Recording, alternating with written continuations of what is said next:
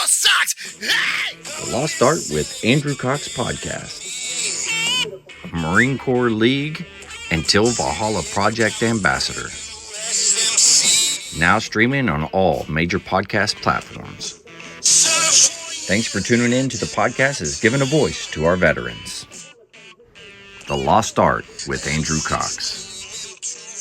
Hello, my friends, and welcome back to the Lost Art Podcast, that podcast giving a voice to our veterans. I'm your host, Andrew Cox, and today we're having a My Veteran Story. But before we get into the episode, are you enjoying the podcast? And make sure you go to the website. That's thelostart.podbean.com. Go check us out, see what we're all about. If there's any way you can help support us in getting our veteran voices out for all to hear, it would be much, much appreciated. A big shout out to the Till Valhalla Project out there doing amazing work. If you don't know anything about them, go to their website. That's tillvalhallaproject.com. And if there's any way you can help them out in their mission, it would be much appreciated. Also, to all the Marines out there, don't forget the Marine Corps League is here for you. Make sure that you go and join, and they're trying to get their numbers up. So let's help them in doing that. But you can go to mcleague.org.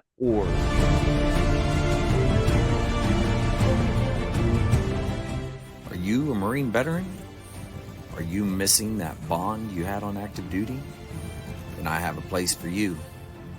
Join the only congressionally chartered Marine Corps Veteran Service Organization, the Marine Corps League. Get that brother and sisterhood back in your life. Become one of the fewer, the prouder, a Marine Corps League member.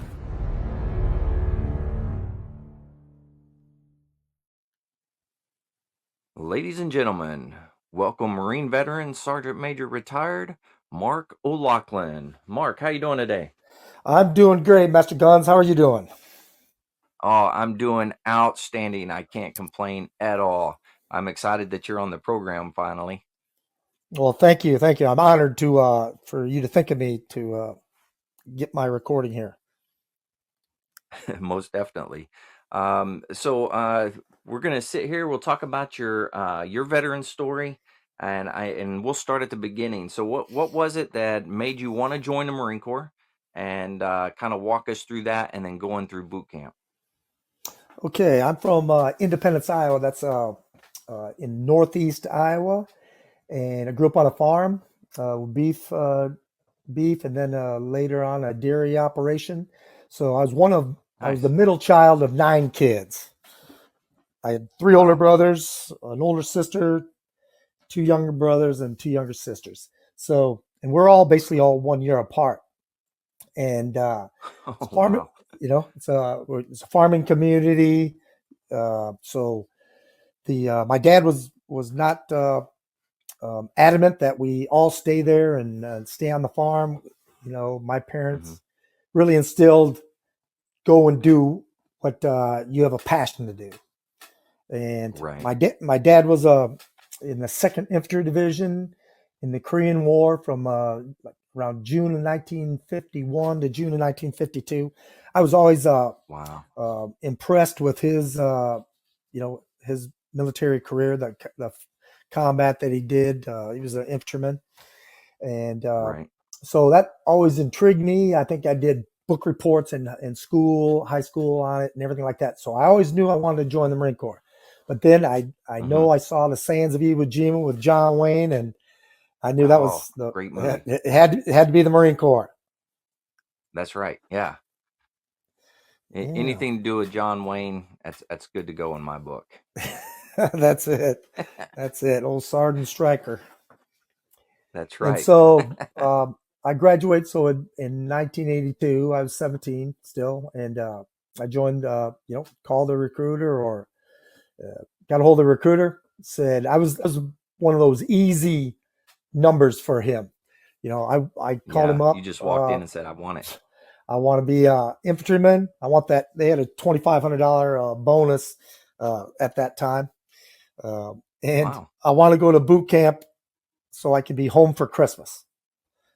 Okay, so I got 2 out of 3. I graduated on the 30 December of 1982. It's Christmas by 1 week. You were close. You were close. I was close. So then I went to we called it the infantry training school. Then it was that was where only infantry MOSs went to a school. Now it's called the School of Okay. Infantry, where everybody goes Yeah. there, and you're either in the Marine Combat Training Battalion if you're a non-infantry, or the Infantry Training Battalion if you're infantry MOS. So I went Right. to ITS, and then my first duty station for like 12 or 14 months was at Marine Barracks, Fallbrook, California. Oh, Okay, at Fallbrook. so Very at nice. Fallbrook, I used to be a Marine Barracks. Um, Okay. and so first, like I said, 14 months there. And what was great about that duty was all the NCOs that re-enlisted to go there for a duty station, they were all infantrymen. Right. And they, so we not only learned all the guard security type duties there, uh, these NCOs taught us infantry stuff because they knew we were all going to the infantry. Oh, Uh, nice. yeah. So And after, and how long were you there at Fallbrook? I think maybe 14 months, I think. Okay. And then got transferred to the 3rd Battalion, 9th Marines, um, Okay. India Company. And Nice. that's when 3-9 was part of the 7th Marine Regiment. And the 7th Marine Hmm. Regiment was stationed at San Mateo, California, before they all moved, before Okay. the 7th Marine Regiment moved out to the desert at 29 Palms. It used to be at Right. Camp Pendleton. Yeah. Yeah. So, so the 1st Marines were at Horno, the 5th Marines were at Margarita, and the 7th Marines were at San Mateo. And then when the 7th Marines moved to the desert, then 5th Marines moved up to San Mateo. Oh, So I, okay. Yeah, I didn't know that. yep. So I did. We did all the workup training for the deployment. Uh, Went on deployment, flew to Okinawa, then flew to the Philippines, and then flew back to Okinawa, flew to Korea for. Um, uh, Actually, no. Then we flew to Japan for Mount Fuji. Did training at Mount Fuji Okay. for a month, and then we flew to Korea for Team Spirit. That was what, Team Spirit 85, Oh, wow. and then flew back to Okinawa, and then eventually flew back to Camp Pendleton, and So uh, on that deployment, what were some things that you remember that were kind of memorable, and then good things that you learned while you were there? well, what was so good? Like I joined in '82, so Hmm. there was still active duty Korean War veterans Oh, wow. on in the Marine Corps, and then just Hmm. and then so many Vietnam veterans. So I was really Right. lucky that we were being trained by Vietnam veterans, and Hmm. so we learned really detailed patrolling, uh, offensive operations, defensive operations. Wow. And just there was seemed to be way back then uh, so much of an emphasis on hiking. I mean, it was hump, Hmm. hump, hump, and hump. We're at we're at Mount Fuji, and breaking snow. You got your snowshoes on, and you're breaking trail for someone, and everyone else is behind you. Right. Hike and just just move. Shoot, move, and communicate. Yeah. You had to be able to do it. It was move on, Right. and Yeah. so it's kind of like we were fighting the last wars. Training to fight the last wars. It was move all day, dig in at Hmm. night, get up and move again, and Right. attack where Yeah. we needed to. So I had it was Very cool. that's really as a young Marine uh, going to other countries and getting different Hmm. cultures, but still everywhere you go, you train, and even we trained with the Royal Republic of Korea Marines in Korea, Oh, wow. and yeah, so it was just such a great experience. First, Hmm. first few years in the Marine Corps, got to do all that. Yeah. So, you were a rifleman, is that I right? was a rifleman. I was a rifleman. Yep. Okay. All right. Th- And then, then I got promoted to corporal, then eventually sergeant, and so then I become a squad leader. Team leader is a corporal, okay. then a squad leader is a sergeant, and Was that uh, on that deployment yes, it that was. all that happened? Yeah. Oh, Yes. wow. Well, no, I got promoted to corporal before the deployment, and then sergeant on the Okay. deployment. Got you. Okay. Very Yeah. cool. So you got some good leadership experience there as well. I did. I was like I said, I feel I was trained by some extremely efficient, like I said, combat veterans, which makes it even better Yeah, when they got real world absolutely. experience. Mm-hmm. Very cool. Now, once you came back off that deployment, where'd you go then? Well, we got back from that deployment in May of '85, and in December of '85, I re-enlisted in the Marine Corps, and Mm-hmm. for 6 years, and then I took the option for drill instructor. Oh, And okay. yeah, I didn't want, I don't want to be a recruiter, and so I signed up for drill instructor right away. Yeah. Yeah. No, I get and that. and so I was gonna go on the next deployment, in with 339, but Right. I had the opportunity to go to a class earlier. So in May of '86, I went to drill instructor school at MCRD San Diego. Okay.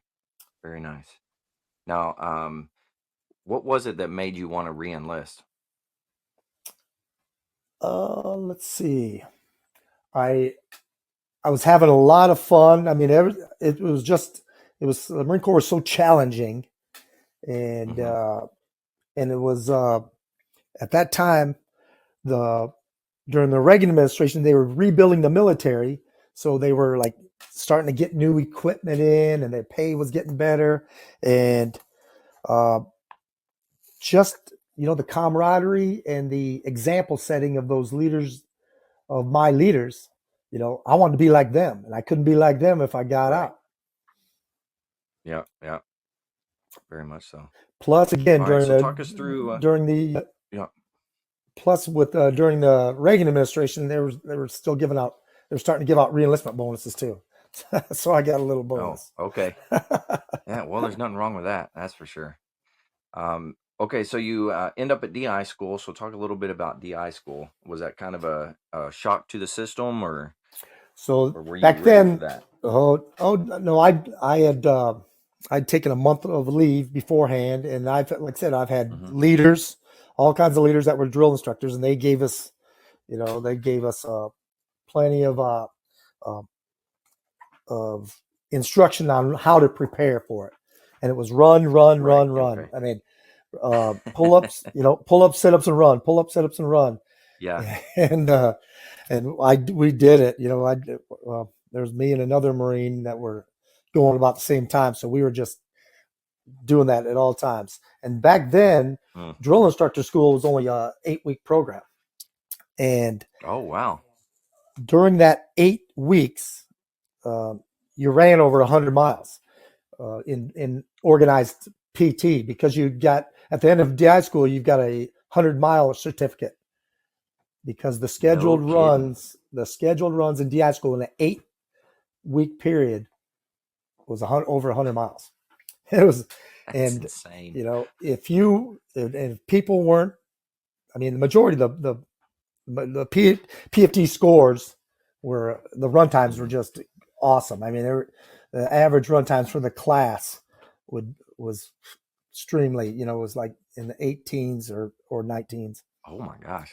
But and Yeah, that's incredible. yeah, and it was a place to challenge yourself, because I hadn't run a 300 PFT until I got to DI school. Oh, no So kidding. that was great. Yeah, Wow. Well, I don't running that many miles. I'm sure that helped quite a bit. So, it did, and it was in the then. There was also the hiking up at Camp Pendleton, because you went up there and did a like 4 or 5 day field, right. event with all those hikes. Right. Yeah. So, was Yeah. DI school, although it was 8 weeks, was it kind of similar to how it's ran now, or was It it is. a little different? It Okay. is, but the sense of with the 8-week program, of course, because you're learning the same amount Mm-hmm. of stuff, the sense of urgency Yeah. is a little stronger when an 8-week program, because you remember uh, Mm-hmm. studying the drill manual and doing all those teach Right. Yeah. backs. It just, That's right. and there's just no 12 weeks. You got a little more time to get them done, but not in an 8-week program. You're cramming and cramming hard. Oh yeah, I imagine so. That's pretty wild. So eight weeks, and then at that point, where did you end up? What battalion and company So did you end up I with? was with Delta Company in First Battalion, Okay, and I got it. did seven. Let's see, six platoons as a green belt drill instructor, and then two as a senior drill instructor. But on Okay. and so the learning the and back then I was what 23, 24 years old, learning going from a Yeah. drill instructor to the senior drill instructor was a little that was a big you know mental shift for me to be show a little Oh more yeah. understanding and compassion, but also Hmm. it uh, it it made you think, it made you adjust your leadership style, which Oh yeah. is needed. Um, Hmm. so then I had a um, little hiccup with the standard operating procedure, and so got in a little trouble with That the happens battalion, sometimes. and Yeah. was transferred out early, actually before I finished that second platoon as a senior drill instructor. Okay. And so then I got transferred to a 3rd Battalion, 1st Marines, a Okay. Lima company, and that's when the MUSOC, the Marine Expeditionary Unit Special Operations Hmm. Capable, um, a few years earlier, that de- uh, uh, the MUs, the Marine Expeditionary Units, uh, Right. were pretty much assigned to in the 1st Marine Division, pretty much assigned to the 1st Marine Regiment. So at that time, Okay. it was 1-1, 2-1, 3-1, and 1st Battalion, 9th Marines. So 1st Battalion, 1st Okay. Marines, 2nd Battalion, 1st Marines, 3rd Battalion, 1st Marines, and 1st Battalion, 9th Marines. And there's a rotation Right. system. It's about 6-month deployment, 18 months back, and as you're Okay. reworking. So we Yeah. went on a MUSOC deployment, and that training was just so great. Cross trained as far as the helicopters, amphibious tractors, the raiding boats. So we got a Oh good wow. training, all around training there, and it was still hike, hike, hike, hump, hump, hump, PT, run on your if you're not hiking, you're running, and Yeah. so it was still just such a great challenge. So we did that And deployment. was that the same? Sorry, was that the same deployment to Oki? Same type of No, deployment, so or was it this different? it was a little more. This one is a little more intense as far as different. Okay. With the Okinawa deployment, it was basically, when you're at Okinawa, you're in the jungle, you're doing Hmm. patrols, attacks, and defenses. Uh, we're in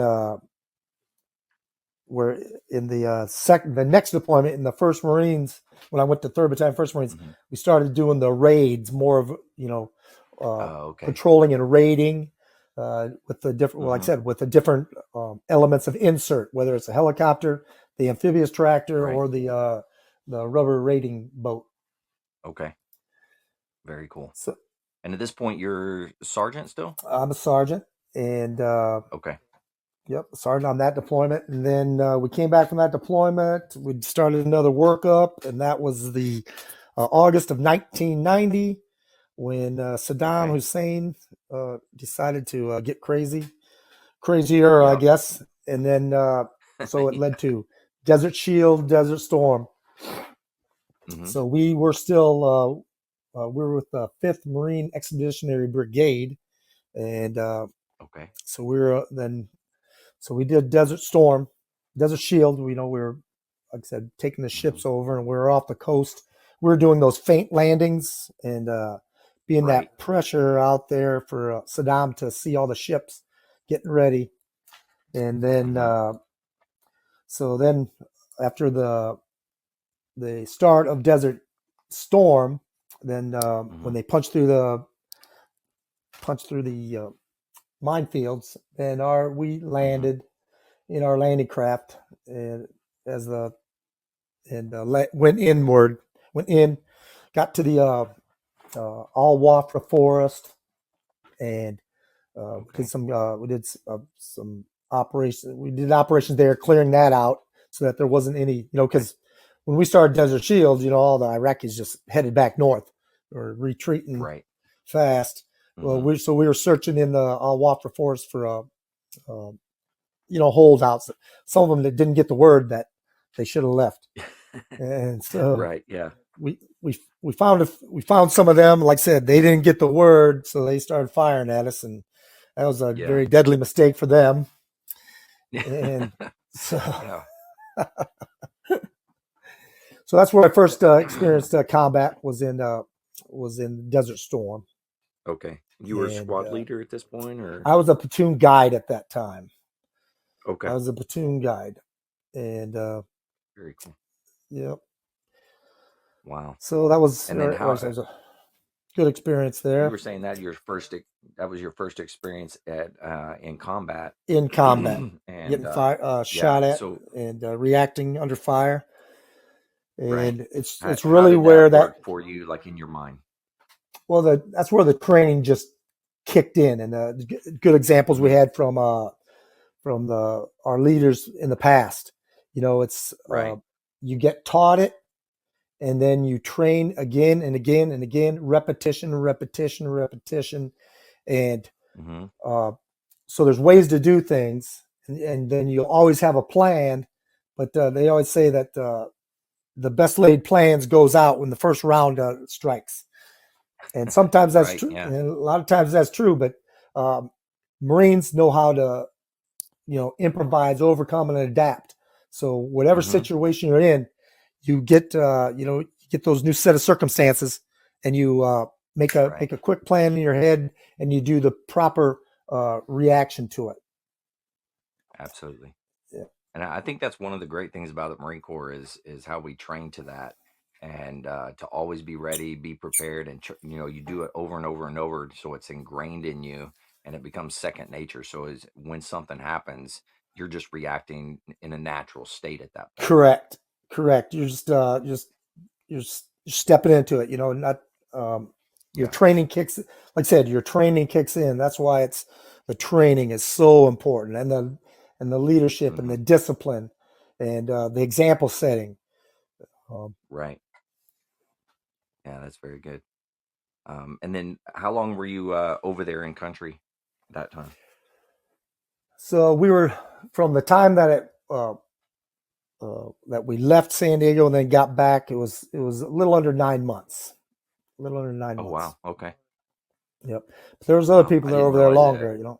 Oh yeah. So Yeah. there was some that like the first Marines that got sent over there were sent over there in August, end of August, and they didn't get Oh back wow. till what, March, April time frame. Yeah.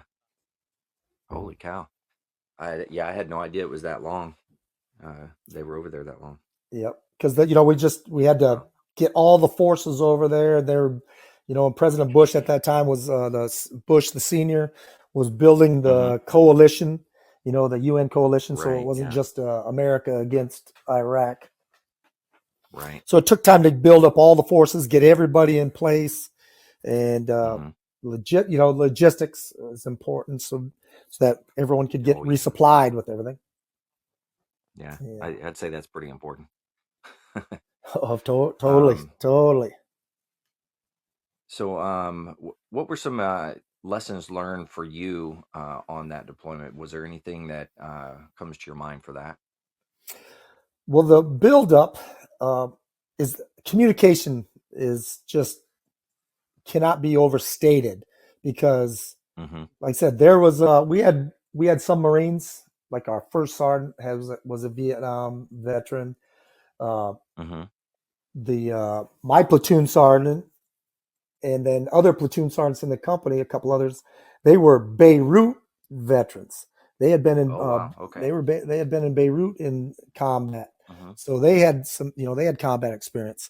So on the Right. way over aboard ship, and then even when I'd imagine with those Marines that were there already, there's so much Right. unknown. That's one thing about combat is the unknown, and that's where fear Mm-hmm. comes in. Is fear of Yeah. that apprehension of the unknown. So the more your Right. leaders can communicate and give you an idea of what's going to go on, and Hmm. that's one thing about the Marine Corps. I mean, we know we have competent leaders. We have well trained, competent leaders as Absolutely. um, Hmm. you know. So that Yeah. like I said, the communication, and then getting to know your people, because you got to have a cohesive unit. You got to have a cohesive Absolutely. unit Yeah. while you're going in there, and that takes some good leadership and Hmm. uh, bringing everybody together, training as a team, shared Hmm. hardships, all the Right. stuff that builds camaraderie and cohesion. Right. That's awesome. All right. So you get back. What was the homecoming like for you as you got back? I remember being ticker tape parades and things like that. Were you involved in anything like that? Well, no, because uh, when the war, like I said, when all the hostilities were, claimed to be over, and they started getting Hmm. everybody back, um, we were a battalion within the Marine Expeditionary Brigade, so we became the Marine Expeditionary Unit, and we stayed over over in the Persian Gulf Okay. So until you didn't get to see any of that. I didn't get the ticker tapes. I saw them on TV sometimes, or in the Stars and Stripes Yeah. newspaper, but we didn't Uh-huh. get back till August, till like the end of Okay. August. All right. Yeah, Wow. but our families gave us a great homecoming and everything like that. So Yeah, absolutely. Yeah. So you get back. Did you stay in the unit or did you go somewhere else at that point? no, I stayed in the unit. I stayed in the unit because Okay. so for right after Desert Storm, George Bush Senior, uh, Hmm. he starts implementing this reduction in forces, right? Okay. And so the Hmm. Marine Corps is going to drop down to a certain amount of numbers, and so when that happens, they don't need as many, uh, uh, you know, ranks, higher ranks, because Right. the rank structure is like a pyramid. There's Right. less Yeah. sergeant majors than there is sergeants. So uh, Right. so there's with the downsizing, uh, the time in grade and time in service requirements go way up. For like Right. a Marine sergeant to get selected for staff sergeant, it was like 6 years, over 6 years. Oh wow. And oh yeah, it That's was pretty long. crazy. And there was a lot of people who Hmm. had to get out. I almost had to get out. The Marine Corps gave Yeah. me a chance to go past service limitations, and Nice. so I did that other deployment. I did that next deployment with Hmm. a 3-1. We just once again we flew to Okinawa, but Yeah. then we got on ships as a MEU over in the Okay. over in the Third Marine Division area of responsibility. We were on the 31st Got it. MUSOC. So Okay. and that was another great deployment. It was around the South Pacific, So we on these deployments, we ships usually get to go to more places than if you fly over. So, I've been all over Right. the Pacific. Singapore, Hong Kong, Thailand, Philippines, Guam, Saipan, uh, Australia. Just Nice. so many great places where there's. But of course, we go there, and most places you go train first, and then you get some liberty. But Yeah. uh, so we got to do some more. Like I said, Korea. We did some more. Went to Korea. Went to Hong Kong again. Uh, just Wow. so we had a good time on that deployment. I was actually the platoon sergeant, um, Nice. and Okay.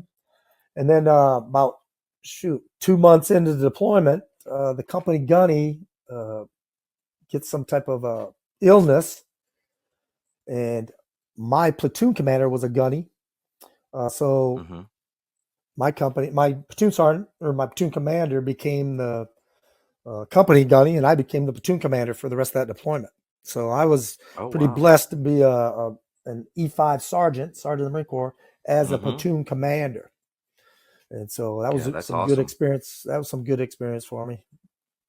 Really good. Hmm. It's once again learning, you know, using all those things you learned as a squad leader, platoon sergeant. Now you have to step it up a Yep. little to take over as the platoon commander. So I did that deployment, Seeing a bigger picture of it. seeing the bigger picture. Yep. Yeah. So we did that that deployment. Came back from that deployment, and I still, like I said, it was the time and grade for a sergeant to be a staff sergeant was, I kept chasing it. It was like it'd be 6 years, and then as soon as I get to close to 6 years, they add another half year. so so I had I had a lot of what was it? I had over 7 years time and grade as a sergeant before I got selected for staff sergeant. Yeah, it was crazy. Wow. It was crazy. And but so after that deployment to Okinawa, that with the 31st MUSAC, I got orders since I was close to my EAS, and because I had re-enlisted for 6 years, so I'm close to my EAS, and so they can't give me permanent changes. I can't get a PCS orders, so they called it a permanent change of assignment and just sent me right down the road to the School of Infantry to be an instructor there. So which was so I was down there. First, I'm a troop handler in one of the companies, and then I go over to the instructor. I get selected to be one of the instructors. So I get over there, and that's where anytime you're teaching, you're getting more efficient at your craft. And so, I was teaching, the weapon systems, explosives, patrolling, offensive, defensive operations, like I said, all the weapon systems. And you get to cross train too, because as an infantry staff non-commissioned officer, you have to know all the weapons. So from all the company level weapons of the M16s, the M203s, the SAWs, the 203s. Right. Now you got you're machine all guns. Those things while you were there. Yes. So you got machine guns. You got 50 caliber machine guns, Mark 19 machine guns, and so had a really good duty there, and learned so much, and really reinforced in my knowledge base all these things. So it was, you just become a better and better staff. And so I get selected for staff sergeant. Boom, and right after basically right after the notice that the promotion board was out, I got orders back to 1st Marines, and this time I went to 1st Battalion, 1st Marines. So I was over there as a staff sergeant.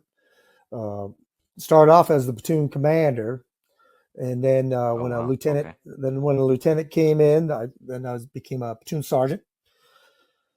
Then as about halfway through the deployment, once again, there's some type of mix up with the company gunny. So the weapons platoon sergeant becomes the company gunny, and I become the weapons platoon sergeant. And so we finished out that deployment. We went over the Persian Gulf. We were enforcing the UN, as a Marine Expeditionary Unit. We're over there as part of the forces that are enforcing the UN sanctions against Saddam Hussein. Because this was in 97, I think 96, 97, 97. So 97 and 98. So I come back from that deployment, and I had the opportunity to cross deck over to 2-1, 2nd Battalion, 1st Marines. And then, so I was able to cross deck. I went over to them and went on another deployment with them. So I started off as the weapons platoon sergeant, and then we got this influx of more staff NCOs, and we got a gunny in, so he became the weapons platoon sergeant. I became the machine gun section leader. So not a demotion, but just different billet. It's still a gunner sergeant billet. So, but it was good. Then I got even more efficient with the machine gun, and I was able to teach those machine gunners things that I knew that they might not have, since I was on the instructor Right. side of the house. Absolutely. Yeah. So Just then, made you that much better. yep. So we basically did the same deployment back over to the Persian Gulf. Um, Mm-hmm. Same, like I said, same time frame, same place that we went to, and actually, when we went to Australia, this was a great thing about going to Australia. We went to a Mackay, Australia, and Mm-hmm. we were our commanding officer the ship's commanding officer presented a Silver Star medal to an Australian who had earned it working with the Americans during the Vietnam War. No And so kidding. this was Wow. in 1999, and we're Mm-hmm. and we're presenting this man his Silver Star medal. Wow. That You was, do that was a parade and everything for it, or? No, we just had uh, they had a big reception, a ceremony and reception Okay. on the ship, on the Navy ship that we were Okay. on. Gotcha. Wow, that's really cool. Yeah. That's So another good thing about the Marine Corps is traditions and making sure that we do those types of things. it That's is. one of It the great is. It's things about the great. Marine Corps. It is. And let's see. After that, came back. I re-enlisted. Came back Mm-hmm. down to the drill field, MCRD San Now, Diego. how many years in do you have at this point? Oh, let's see. I came back at the end of '99. So I had 17 years in, or 18 years 17. in. Okay. Oh wow. Oh Okay. no, yeah, end of '99, '82. So yeah, 17. I had 17 years in when I went through GI school for the second time. And Now, was this it's a time longer 12-week or was it a program 7, now. 8 week? Yeah, so now it's the Okay. 12-week Yeah. program. Yeah. And they have they have the crucible. And so Oh, okay. Yeah. all all drill instructor students have to go through the crucible. And That's right. Yeah. yeah. So that was you know, it when it's ran properly and it's ran according to the schedule, it's a tough evolution. Oh yeah. It's a tough it It's wasn't, brutal. the toughest Yeah. it wasn't the toughest thing I ever done, but it was like I said, it was tough for um, Yeah. especially someone my age. Like Yeah. yeah. Yeah. Woo. That's very true. Yep, That having could be like a rough go for sure. it was. Yep. And so then I went to India Company, 3rd Battalion, and I was a green belt drill instructor for 1 cycle, and then a senior Hmm. drill instructor for 3 cycles, and Okay. then I went to over to drill instructor school as an instructor. Oh wow. Okay. And at Very that, nice. right around that same transition time, when I was, like I said, I went up for the board for a meritorious gunner sergeant. I was promoted to meritorious gunner sergeant when I was Very over at nice. DI school, Okay. and so I did my time there at drill instructor school. And then the war kicked off in 2003, and so I Mm-hmm. received orders to 1st Battalion, 1st Marines, and Mm-hmm. I was the senior gunnery sergeant in the battalion, so I was the company gunnery sergeant for headquarters and service battalion. Okay. All my previous deployments and time in the infantry, I was always in a rifle company, and so Right. that's what I knew really well. Mm-hmm. And so I tried to convince the sergeant major and the battalion commander that I should be a company gunning one of the rifle platoon or companies, but they didn't see Yeah. it that way.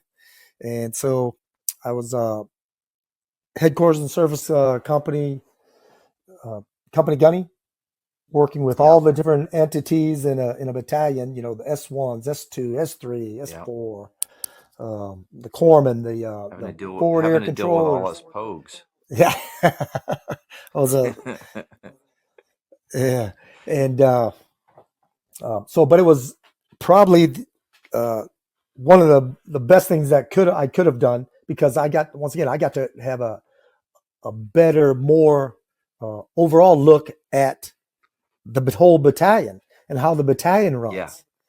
Um, Absolutely.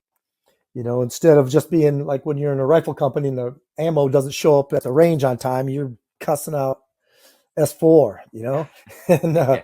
but when you're the company gunny that S4 falls under, you don't want those complaints Uh-huh. coming in. So, you Yeah. try to make sure that that enough good Absolutely. preparation goes in where they're on time and everything. Yeah. Yep. So Now, did you that was deploy with we did. We Formula went One as over well? to Okay. yes. So we went over to Iraq. We were part of the 13th MU. So we went Okay. into Iraq. We were down in the Al-Fa, or we were down in the Al-Fa Peninsula, uh, Mm-hmm. down by Basra, down in that area. At the bottom. Okay. So in that deployment, we're mainly dealing with like terrorists, drug smugglers, and Right. strange enough, oil smugglers. So in the Persian Really? Gulf, they'd take these boats and they'd go find a pipeline, oil pipeline. Uh-huh. They'd knock a hole in it, fill up their boat with oil, take it out into the Uh-huh. Persian Gulf, and go sell it. No So kidding. Wow. right. So there That's were some impressive. yeah, there were some hardcore terrorists still down there hiding, civilian clothes type things that we had to Yeah. do some dealings with. And yeah, so that was another experience there. And once again, with the leadership that I learned all that time in being at in rifle companies, really Mm-hmm. helped as the company gunny, making sure the Marines that are not infantry Marines, we still had to do patrols and checkpoints and Yeah. clearing operations, stuff like that. So I was able to use a lot of my knowledge to help Mm-hmm. train them and get them ready. Yeah, absolutely. Yeah. That's really cool. And then how long were you deployed with that time? We were gone a little over 6 months. A little over 6 months, I think. Okay. And so And at this then, point, this is your what, like seventh deployment? no, Something that like was that? let's see, 1, 2, 3, 4, 5, 6, 7. Yeah, you're right. It was seventh deployment. Yeah, I counted right. Yep. Hey, look at Yeah. that. So we get, I got and something like I there. said, I'm a gunny, and by this time I've got 22 years in the Marine Corps, and that's service limitations for gunnery sergeants. Yeah. And I wasn't in zone. Or no, I hadn't been looked at for promotion. So Okay. um, somehow they And you're talking enabled about promotion to first to sergeant master or sergeant master or sergeant. to first sergeant. I I Oh, chose either or. first. Okay. Yeah, I chose first sergeant. I wanted to be a first sergeant because I wanted to be Okay. a sergeant major. But Yeah. so, but I wasn't in. I'd never been looked at. However, my 22 Mm-hmm. years is coming up in October of 2004, and Mm-hmm. uh, it was I had to go on terminal leave. I went on terminal leave uh, Oh, no because kidding. right, because at first they denied me to be extended to be looked at for promotion, Right. because the promotion Holy cow. board went in October and released before at the end of, or that first part of November. Uh, Yeah. but they initially denied me, and so Mm-hmm. after you know talking to enough people and requesting, putting in request after request, they allowed me to be extended just until the end of the promotion board. So I was still on Wow. terminal leave when the promotion board let out, and I was selected for first sergeant. So it was like, Wow. yeah, That's awesome. And and where were you at on terminal leave? I Were was you in the at my area house. or? I was at my house. I was working. I was doing real estate investing, and and so I was working. Uh, yeah, Holy cow. and what's so funny was when the list came out, and the First Marine Division is still over in Iraq. Third Battalion, First Marines is Mm-hmm. still in Iraq. Uh, the sergeant major from 3-1, Sergeant Major Ed Sachs, he calls me up at home. He says, "Hey, you're on the list." And I told the division sergeant major that, I want you in the battalion. Da da da. And he said, "He'll make it happen." And I go, "Well, I'm not going to get in a fight between sergeant majors, but the 2nd Battalion, 1st Marine Sergeant Major asked me if I wanted to come over there." He goes, "Well, the division sergeant major's here, so you're coming to 3-1." Nice. Okay. Yeah. And so I said, "Okay, I'll get me the information to fly over there. I'll pack. I got my stuff all ready to go." He goes, "No, no, no. Yeah. We're almost done with deployment. I need you to go over to 3-1 and help round up all the Marines we sent back because of injuries and the ones we left behind and everything like that." And so I got over there, helped the remain behind staff NCO that was there. I helped him round them all up and get them get all the roster. Make sure we could match a face to our roster. And then the 3-1 came back. I was assigned to Lima Company as the first sergeant, the same company that I went to Desert Storm with. So I was really proud of that. And so we did our workup. We flew into Iraq. We were stationed out of the Haditha Dam. And so we did combat operations there to retake the city of Haditha. And then after we pretty much cleared Haditha out, then over there it's called the Haditha Triad. There's three. There's Haditha and Haklania on one side of the Euphrates River, and then the city of Barwana on the other side of the Euphrates River. So after we cleared Haditha, then the rifle companies were given responsibility of the different cities. So my company was over in Barwana. And so we spent the time over there. First, it was a lot of active combat operations when we first got there, but after it settled down, then it was we were working with the sheikhs and the city council to make sure that nothing was going on in their city and everything like that. So it was that sustainability operations. We helped get the elections.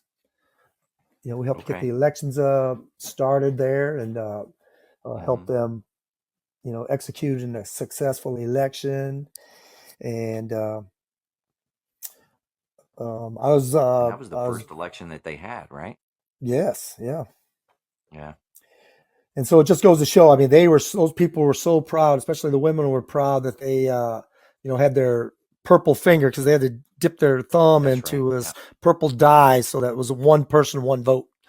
And just amazing how after being terrorized and by Saddam Hussein for all those years, how proud they were to be able to vote. Very very good experience. Yeah. Wow.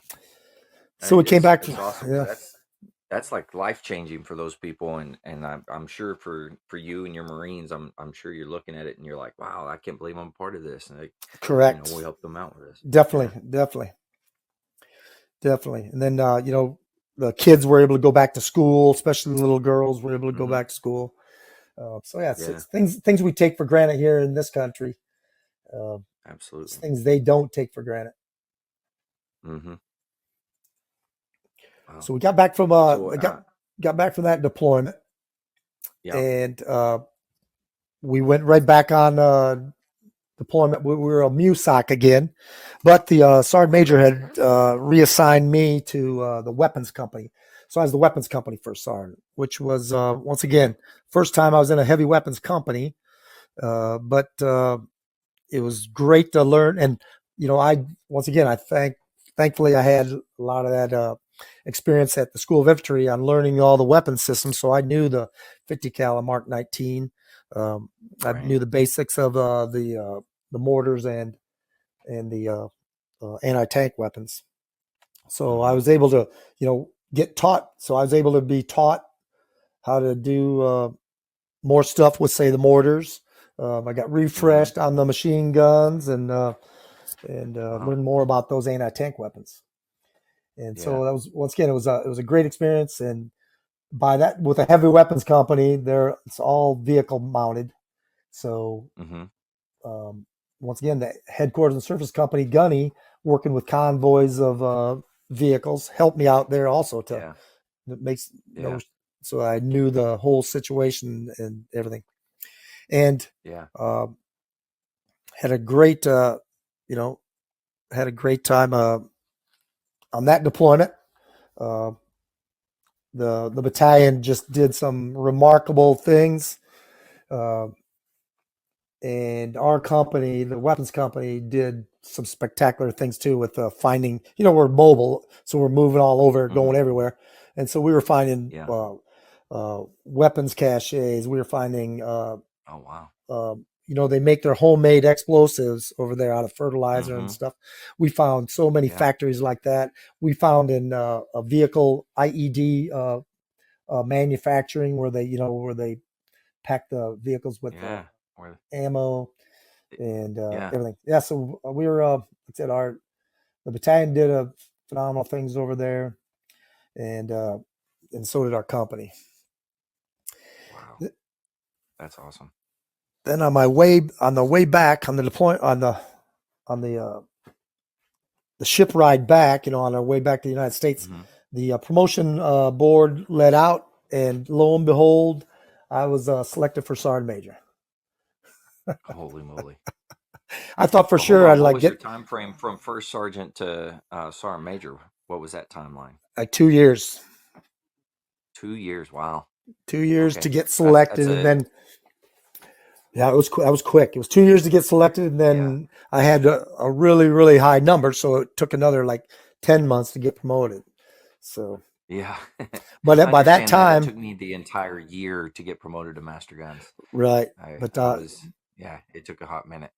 yeah, by that time though, I was pushing like 26, 25 years in the Marine Corps. Yeah. So, Hmm. and got So I had such a high number, uh, but I didn't have enough time to deploy again with 3-1. mm-hmm. And the sergeant major wasn't going to retire, so he was going to do another deployment. So I couldn't, Right. be frocked and step in as the battalion sergeant major like I wanted to. Mm-hmm. So uh, Yeah. I got orders back to MCRD San Diego, Okay. and And you came as a first sergeant there, I right? came as a first sergeant, and I did one cycle one cycle as a Alpha company in First Battalion, Mm-hmm. and then after that cycle, I was promoted to sergeant major and took over Second Battalion. Okay. So Yeah. so so that put That's me where I met that you. yeah, that's where you met me. And that put me at in my 3 tours on the drill field. That gave me my every battalion. I had a Yeah. first battalion shirt, second battalion shirt, third battalion shirt, and a support battalion shirt. Nice. Being at DI school, so I hit the Yeah. realm of the Wow. regiment there. Mm-hmm. That's Yeah. incredible. And then as a sergeant major there on the depot, what were some of the things that you remember from that and that stuck out? Well, I remember, and from my first tour, I was kind of like not haunted by my first tour, but I think about Yeah. some of the leadership that I had um, Mm-hmm. when I was a young aggressive sergeant. Probably needed a little Yeah. more uh, supervision in some areas sometimes Yeah. than others, um, and I didn't. There, like I said, I feel there's a couple areas that with staff NCOs and some of the company grade officers that Mm-hmm. I look back at the more experience I got to see how bad this one Mm-hmm. command element was uh, Yeah. with the company commander and the first sergeant and the chief drill instructors. And so even on Right. my second tour, and then especially on the third tour as the first sergeant and sergeant major, I Mm-hmm. vowed that I would never be the type of leader like from my first tour that Mm-hmm. I was really disappointed in that leadership, and I would never allow, say, my first sergeants or chiefs to be those type of leaders either. And so Right. my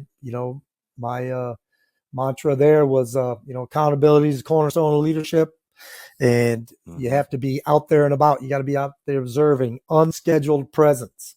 So Mm-hmm. That's right.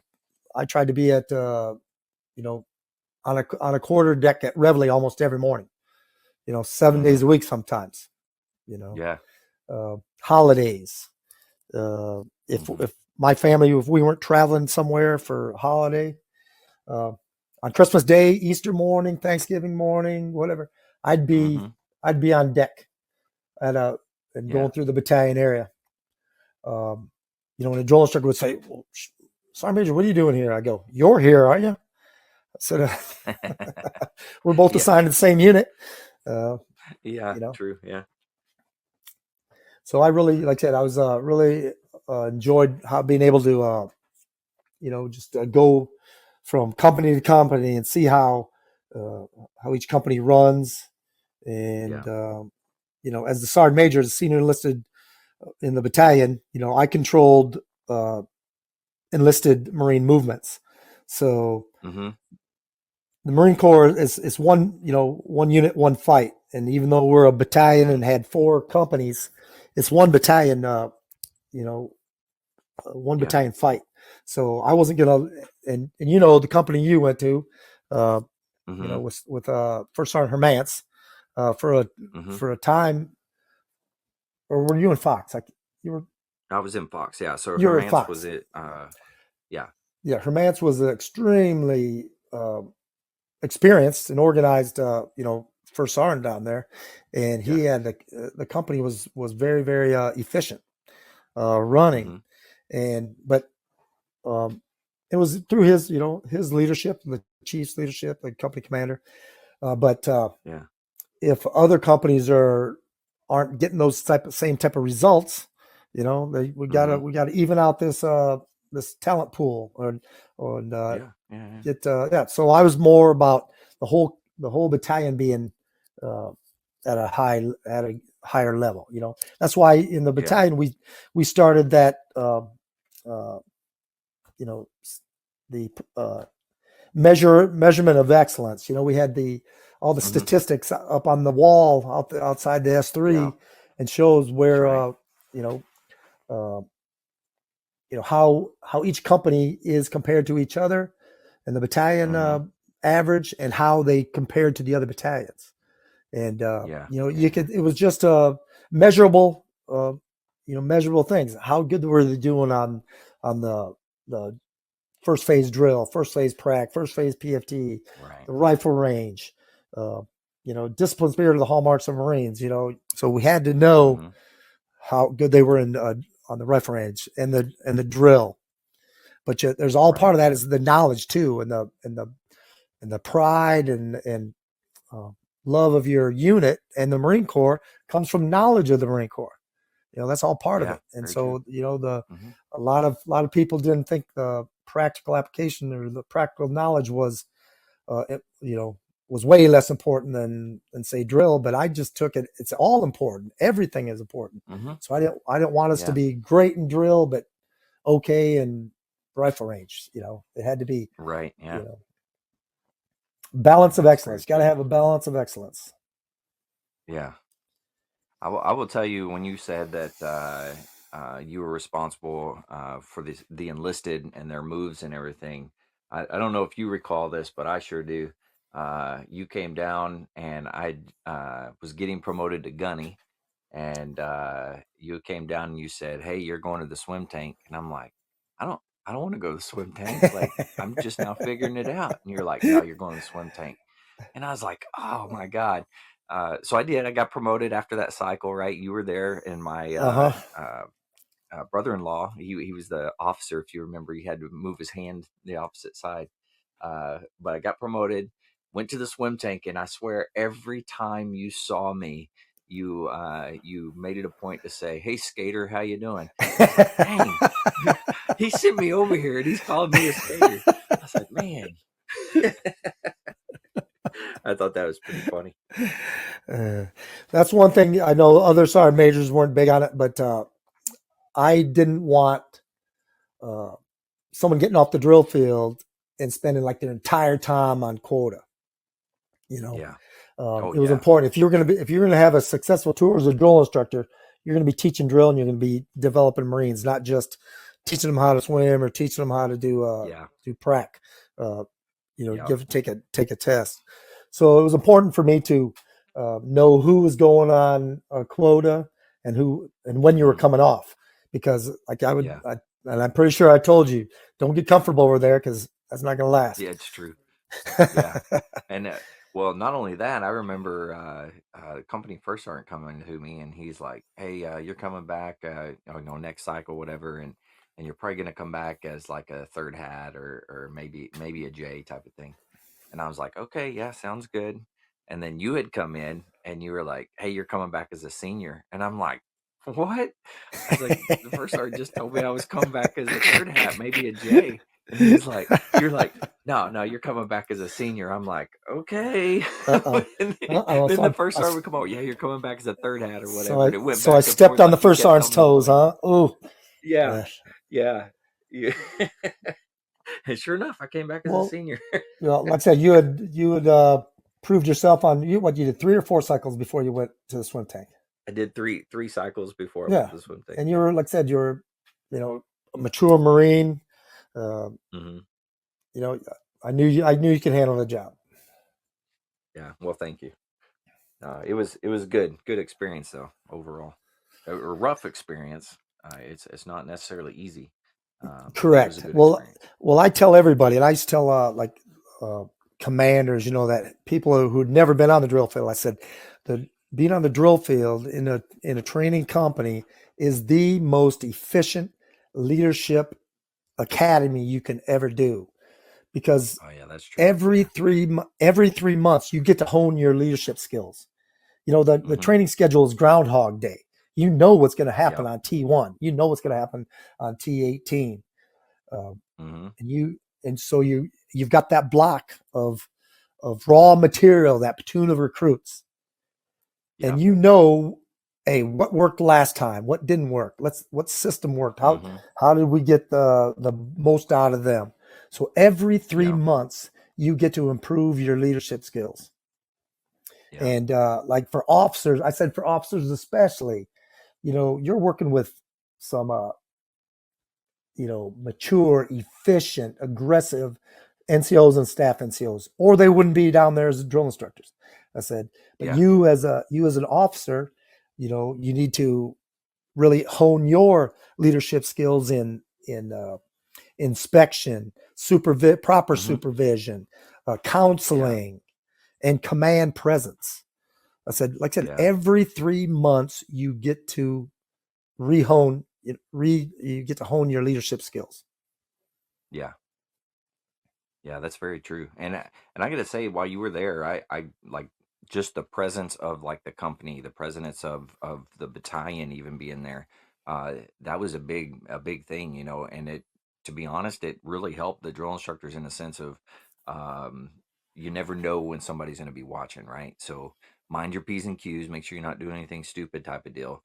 But that was a great thing, in my opinion. It kind of Correct. kept me If honest, and I'm sure it kept everybody else honest as well. That's right. And if you're just if you're doing the right thing, you don't have to be looking over your shoulder.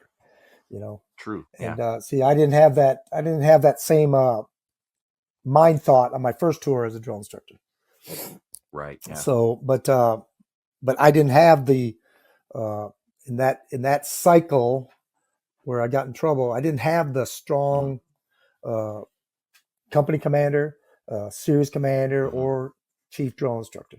They just Right. they were Yeah. just it was kind of a perfect storm of poor leadership on that cycle. Yeah.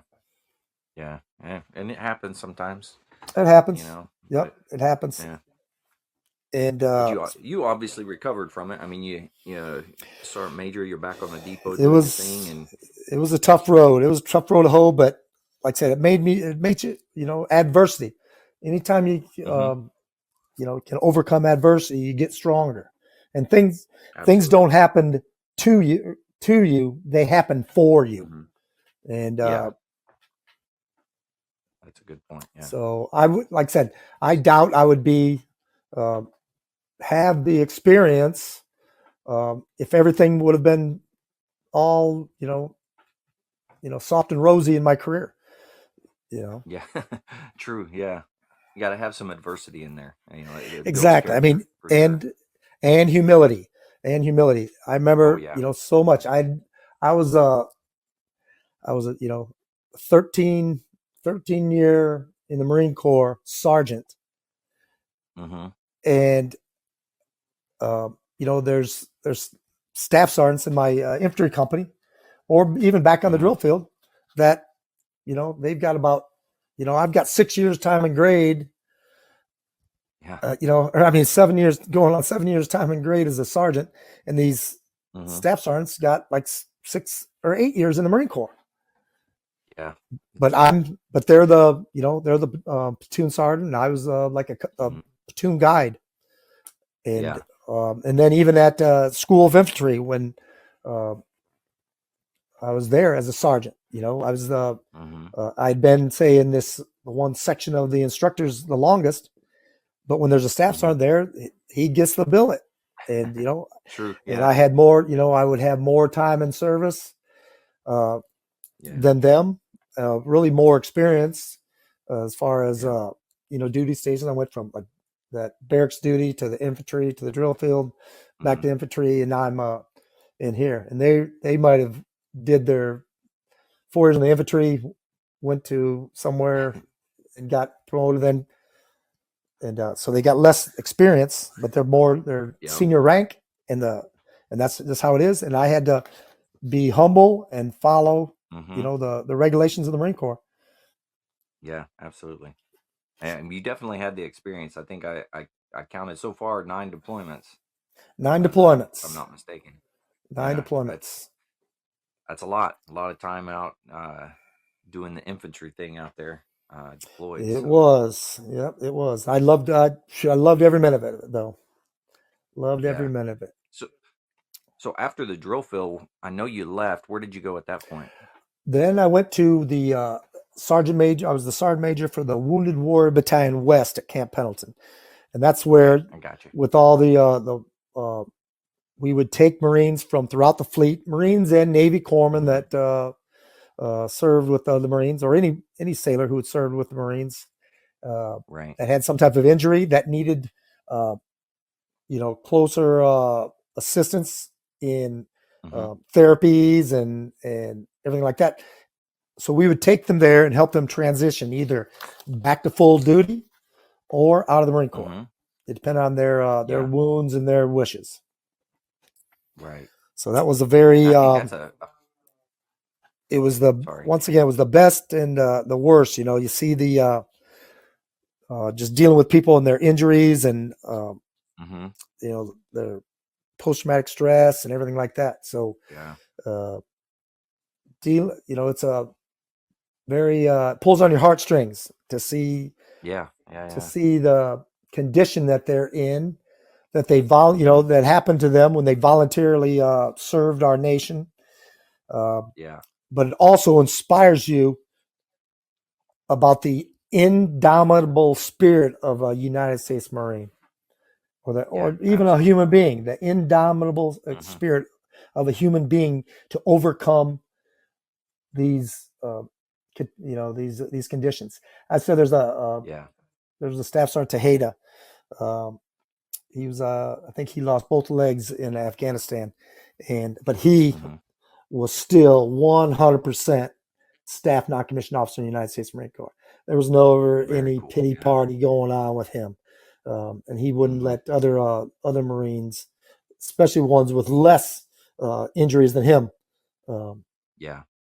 and he was an inspiration, just a Yeah. phenomenal Absolutely. inspiration there at Wounded Warrior Battalion. Yeah. That's incredible. That's in my opinion, that is an absolute great thing that the Marine Corps did, is putting that together and having that organization there. It Definitely. honestly, I've seen so many people go there and it helped them so much, whether it's the transition out of the Marine Corps, they're coming back either way. But there's been some great stories that come out of that. Yes, definitely, definitely. And like I said, just like I said, the inspiration. Inspiration Mm-hmm. that uh, I think there's that one Marine that's on. He's a news contributor now, or he's on a news station. Uh, Okay. Jimmy Jones or something like that. Uh, Hmm. you know, I think someone asked him. I won't quote him perfectly. Asked him, it says, Yeah. "You lost your legs. How can you be so motivated?" And Yeah. he says, "You've got yours. How can you not be?" So That's a he good just, point. I think he threw it right back in their face. So, but it just, it comes down to leadership. Like I was taught when I was first in the Marine Corps. You know, uh, Hmm. I won't use the word of term. I'll adjust the word, but it says, when someone says you can't do something, or it's too hard Hmm. or something, you just look in the eye and you say, "Forget you. I'm a Marine." Yeah. Yeah. You Yeah. know, it's it Yeah. Very doesn't. true. Once again, improvise, overcome, and adapt. Those old cliches, but they Hmm. they're true. How they might sound corny, but they're true. That's fair. Yeah, I agree with that. Yeah, and it's funny when you, especially talking to young Marines. I'm here at the School of Music, and they're coming through, and I'm throwing out all these old things at them, and they all look at me like I'm crazy, and I'm like, Right. but when you're explaining it and you're showing it to them and stuff like that, and then you kind of see it click, and you're like, oh, okay, yeah, they got it now. So it's Right. it's rewarding in that sense. So, It is, without a well, doubt. hey, so at this point you retired there, correct? I did retire out of At, Wounded Warrior Battalion. Yep. okay, awesome. And then once you retired, how has things been going since you got out? And like, kind of walk me through what you've been doing since then. Okay. So when I first retired, there was this. They called them this family counselor. They had this family counseling program that was started at MCRD uh, with the Okay. MFLAX, right? The Military Life Financial Yeah. or Military. Mm-hmm. What was it? MFLAX. So Military Uh, Family Liaison. Is that what it was? yeah, I think so. But Liaison. Yeah, but it sounds right. do you remember her name was Marjorie Morrison? Do you remember her? That name sounds familiar. Yeah, Yeah. she was one of them. She's the one like that first started, the one that first started it uh, with RTR. And I remember being at a Okay. battalion staff meeting, and this they were talking about, okay, we got this lady, she's an MFLAC, she's going to come in, and we can't make our Marines talk to her, but however, we can make them sit down with her for 5 minutes, and they don't have to say a thing. Yeah. So we kind of, but she was she was a psychiatrist, and she very friendly person, just a great, Mm-hmm. genuine human being. And so she was able to get Marines to open up. And I remember, like I said, a battalion Yeah. staff meeting when they were briefing that this is going to happen before pickup. So during pickup week, there was times that Mm-hmm. each person had to meet, with Marjorie. And I remember this captain saying, "Oh, the Marines aren't going to talk to her. If they got problems, they can talk to me." Yeah. And I said, just my opinion only, but do you think a Marine who's got some issues from combat, he doesn't really want to talk to the person who can either make him or not make him a senior drill instructor? You know, oh, Yeah. I'm not gonna. Yeah, I that's said, do you true. think he's going to talk to you? No, he is not. Hmm. And so this lady Marjorie, she was just so efficient and so great at what she did that uh, they'd have to cut the Marines off because they'd be taking too much time. Let's just say that every Marine had to meet for 15 minutes. It'd be like, they have to, Yeah. okay, Yeah. Yeah. next. Plus, she's got to have a break. So Yeah. she was very efficient. She wrote a book about her time there at MCRD in this program, and then so she wanted, uh, and she this is when there was the suicide rate was starting to tick up pretty hard, Right. Yeah. and I think they've proven that uh, majority of these people who have committed suicide uh, within a few weeks have had seen a like a mental health professional. And so Really? she's thinking, where's the disconnect? What if they Mm-hmm. met with a psychiatrist? Why couldn't they make a good connection? And Yeah. but you know how veterans, if you're not a veteran, a lot of times they don't want to talk to you. You know, if you're not, they don't want to talk to you if you don't know their Yeah. scenario and their situation. You know, so that's where Yeah. this lady Absolutely. says it's, if I didn't work with, start working here on the MCRD, I I would have been one of those people who can't relate to a veteran.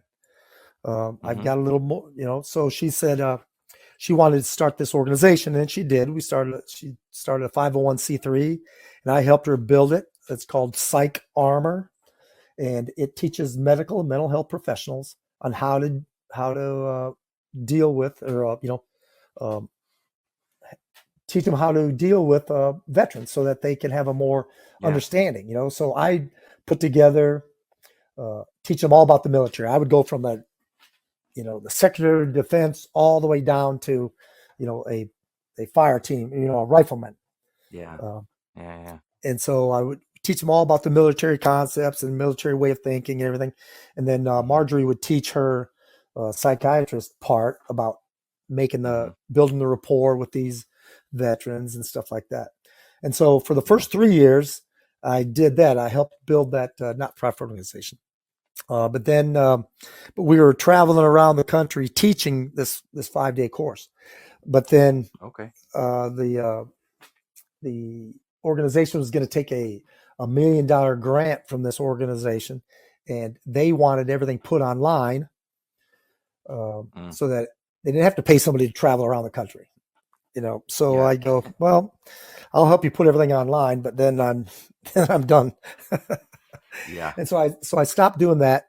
I stayed on their board of directors for a year, I think. But then I started going to school, using my GI Bill to go to school.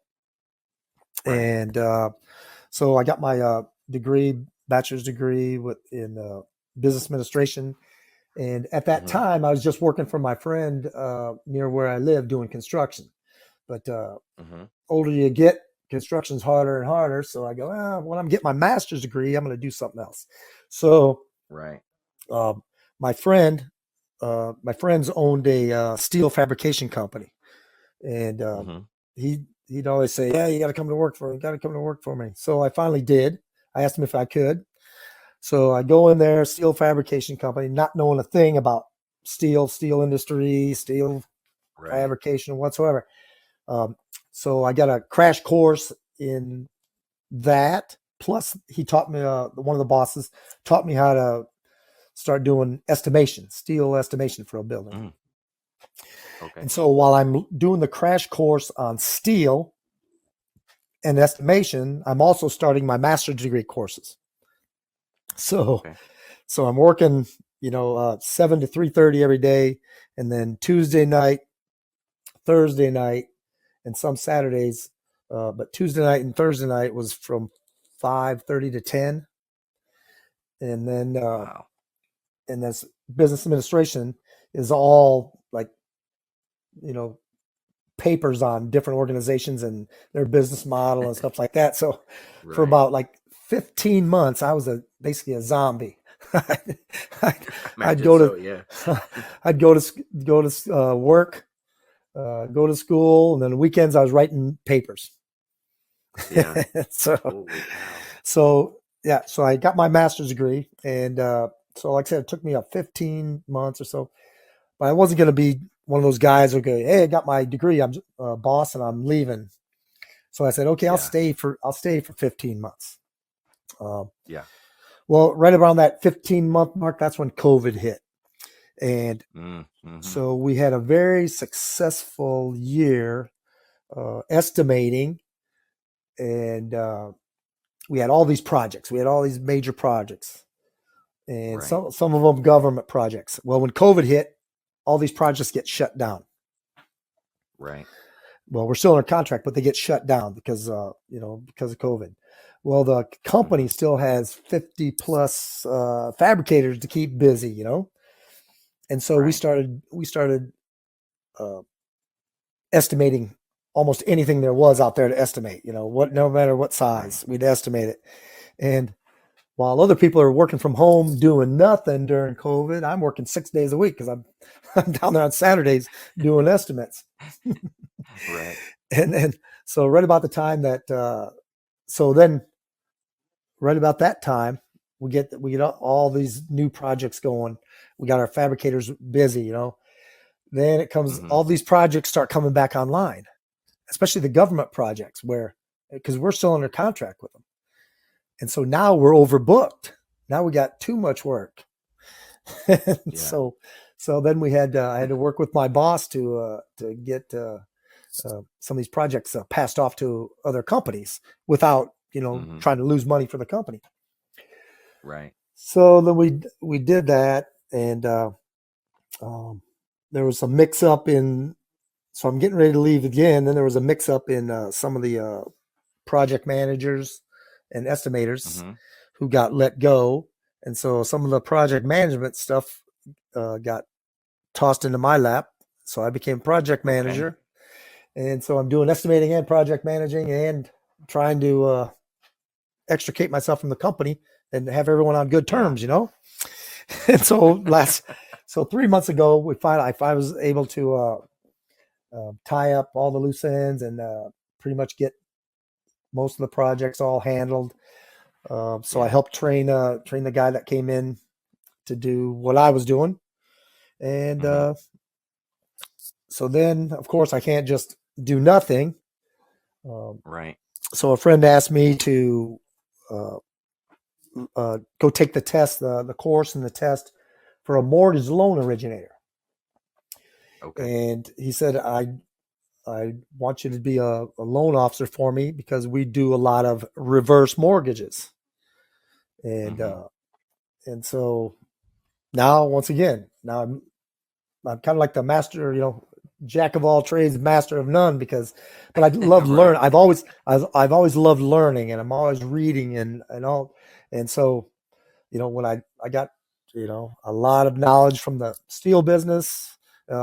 Mm-hmm. I know about starting up a 501c3, um, Mm-hmm. being on the board of directors for things, and uh, and now I'm learning about reverse mortgages.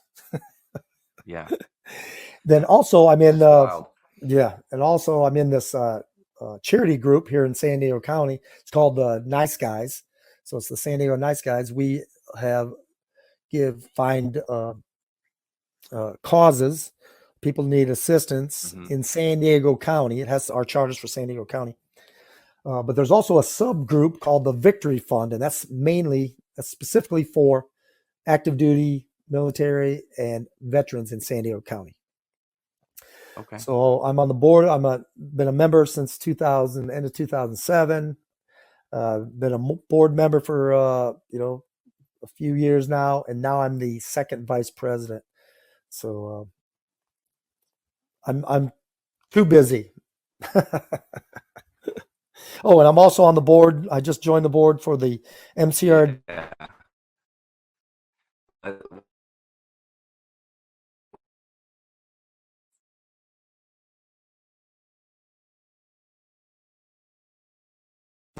you there? Are we there? Hello. Okay, yeah. Oh, I I got you started back getting a now. dang Okay, go ahead. phone call. It disrupted everything. Oh, okay. So where did I leave off? You were on another board. You Oh, were going to tell yeah, about that. the MCRD San Diego Museum Historical Society. Mm-hmm. So I joined that board of directors. So they got me doing stuff also. Wow.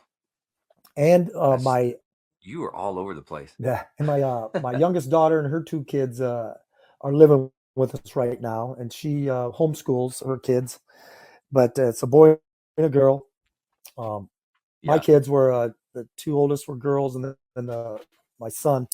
But being on all those deployments, I didn't get to spend as much time with them as now that I get to spend with my grandkids. Yeah. Yeah. Yeah. Yeah. Yeah. Well, that's awesome that you get that time now to be able to Yeah, spend with them. yeah, definitely. You know, yeah, that's a great deal. So, bless you.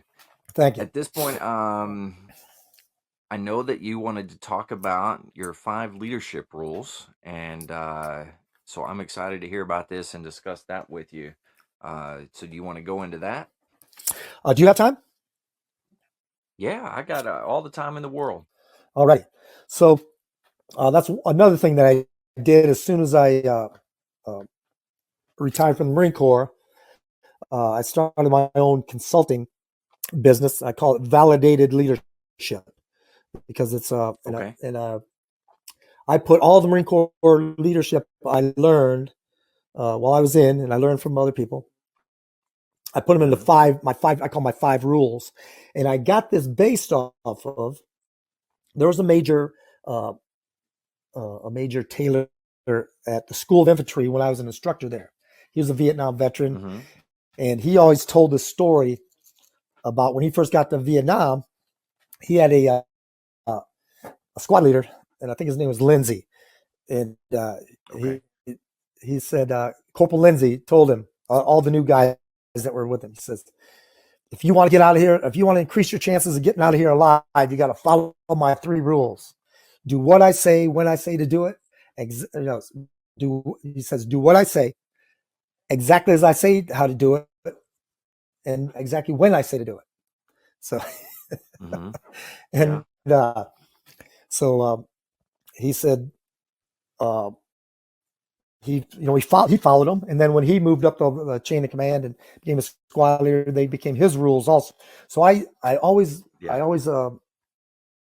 liked that story that he told. It was a true story. Uh, Hmm. do what I say when I say to do it, and exactly how I say to do it. So I Right. just expounded on that and added in because like I said, I've had some phenomenal leaders, mentors, both enlisted and officer. Um, Right. so when I graduated the infantry training school, it was Colonel Bob Mojewetzky, Medal of Honor recipient, was the commanding officer of the school. When I Oh get to wow. 3rd Battalion, 9th Marines, Colonel J. Vargas, Medal of Honor recipient, is the regimental commander. And Holy cow. and then, like I said, and then one of my uh, closest mentors was a retired Marine Colonel Jack Kelly. I think you've met him many times. Hmm. Uh, Yeah. you know, 2 Silver Stars, 2 Bronze Stars, 2 Purple Hearts from Vietnam, 2 different tours in Right. Vietnam, and just a phenomenal leader. And one of his biggest leadership axioms was nobody cares how much you know until they know how much you care. And with Mm. anything about leadership, and I tell everybody about leadership, they say, "Oh, there's this new concept." There is no new concept about leadership. Leadership is ancient. Yeah. It's ancient, Yeah. uh, and it's throughout the Bible. There's more leadership references in the Bible than you could shake a stick at. Uh, Yeah. Very true. but so I took all that leadership that I learned from sergeants, majors, gunnery sergeants, staff sergeants, Hmm. other sergeants, and I put them into my 5. I added some, took information from the Marine Corps doctrine, and I put them into 5 rules. And here's my 5 rules are: number one, you have to care about people and desire to be a great leader. Uh, Okay. because once again, nobody cares how much you know until they know how much you care. You know, and when I say care, I don't mean carry. You don't want to, you don't if you don't want to do someone's job for them because that just stifles their initiative, takes away uh, their desire to get better. You don't care. You care for Yeah. them. Absolutely. You care for them. You don't um, carry them. Um, Hmm. so you got to hold them accountable. Like I said earlier, accountability is cornerstone of leadership. And Yeah. as long as as long as you can care about people, do the right things for them, hold them accountable, and help them grow, then you're that's the important thing about being a leader. You know, Yeah. you're when you're in charge, when you're a leader of somebody, they're in your charge or custody, and that's a thing that's entrusted to you. That's a human being Hmm. that's entrusted to you. When like I said, the Marine Corps is a dangerous game we play, but we choose to play it. But we shouldn't have to be doing reckless, stupid things. Okay, Right. so it's Absolutely. provide care and do the right thing. Yeah. So and once again, you could be the most knowledgeable, proficient, administratively efficient supervisor in your organization. But if the people under your charge feel that you're just using them to aggrandize yourself, it's, they'll see right through that. Human beings are good at seeing right through fake leadership. Okay. Absolutely. Yep. And the second thing is desire to be a great leader. I wanted to fly the space shuttle. Okay. But now the Obama administration got rid of that program. So we don't have the space shuttle. I wanted to do it. So I'd watch the documentaries on it. I'd read some books on it. Right. But I desired to be a sergeant major of Marines. And so I had to focus my effort on what it took to become that, to gain the leadership and the experience and the knowledge. I had desired to do that. So it was a driving, like an internal, burning desire to do whatever it took to get to that position. Yeah, absolutely. Okay? And the second one, you got to identify yourself as a leader. Okay. Okay. Anybody,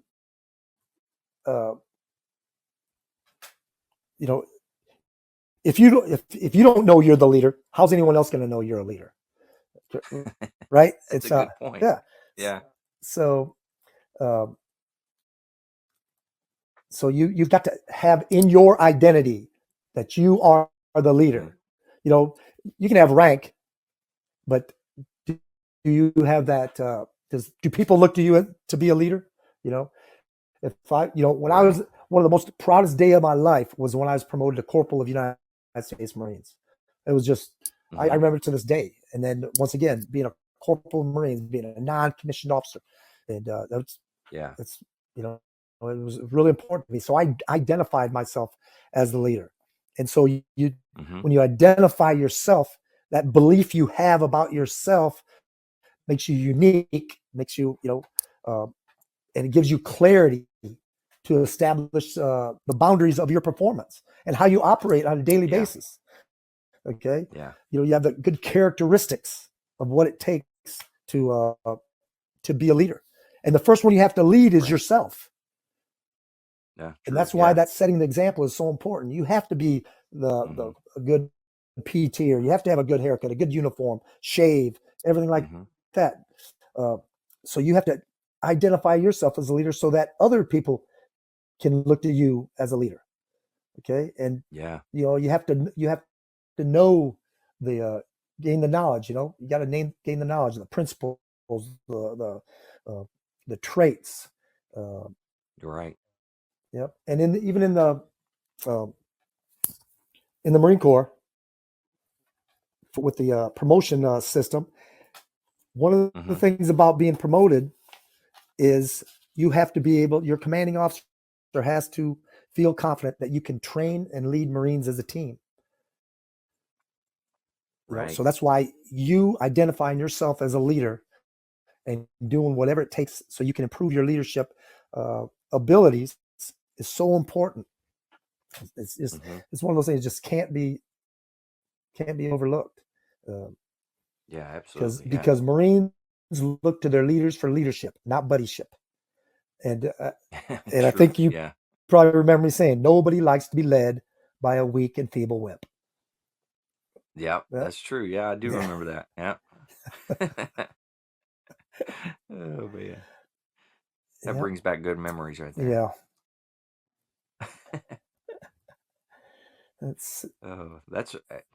I actually I really like to identify yourself as a leader. I mean, that's, to me, it's if you don't see yourself as a leader, then nobody else is going to see you as that. So you have to take on that that persona, that what it is that you think is a leader, so somebody else can look at you in that light. Leaders have prestige, And prestige is Mhm. defined as respect, distinction, or renown. Prestige is the Mhm. power to command admiration. It's ascendancy derived from Mhm. general admiration or esteem. Mhm. Prestige has a leader commanding a position in men's minds. And you build your Yeah. prestige as a leader from striving to be a better person, setting superior examples, and making Yeah. constructive corrections on your subordinates. It Mhm. just doesn't happen. You have to, you know, you have to work on yourself to improve these characteristics in yourself so that you can, you know, get other people, so you can inspire and lead other people, you know, Yeah. because, they say leadership is an art. It is the art of leadership. And it's the art because Mhm. it just doesn't happen. You have to work at it. You know, it, Yeah. and if, Yeah, that's true. And you know what? Because the name of the podcast is The Lost Art, and that becoming a leader or being a leader sometimes becomes that lost art. If you don't actually go in and educate yourself and learn and look left, look right, and figure out all these pieces, then that's kind of getting lost. And if you're a leader, as a leader, if you're not passing it down to that next generation, it's going to be lost. exactly. So, and leadership is defined as the sum of qualities and maturity, intellect, moral courage, and human understanding that allows one to inspire and control a group. It is the Hmm. art, as you say, it is the art of influencing and directing others in order to gain their willing obedience. Yeah. And it's Yeah. they say Very good. it's an art because it's a human effort or craft, Hmm. and it needs skill attained through observation, study, and practice of a system of methods and principles. Yeah, absolutely. It's one human being influencing and directing the free and independent will of one or more people as an approach to accomplishing a task or a mission. Hmm. And to quote Sergeant Major Ryan Hermance, leadership Hmm. is peopleship. Yeah. Very true. Yep. It's Yeah. It's. it's all human Oh, sorry. personality Go ahead. dependent. It Hmm. concerns yourself with another human being's goals, wants, desires, as well as their human fears. Every human being, Yeah. every human being holds their own self, uh, their own self safety in high esteem. Nobody wants just to get hurt, right? So Yeah. Hmm. they takes someone from leadership to sometimes get them to do some dangerous things for a good cause. Yeah. And Yeah. leadership, Absolutely. yeah. And you just can't, like I said, uh, some people say, "Oh, they're born leaders," or you can't learn leadership. Yes, you can learn leadership. Yes, you can. It's learned Yeah. by observation of other leaders, emulation of Hmm. other leadership styles and traits, and Hmm. experience in exercising authority and accomplishing assigned tasks. Yeah.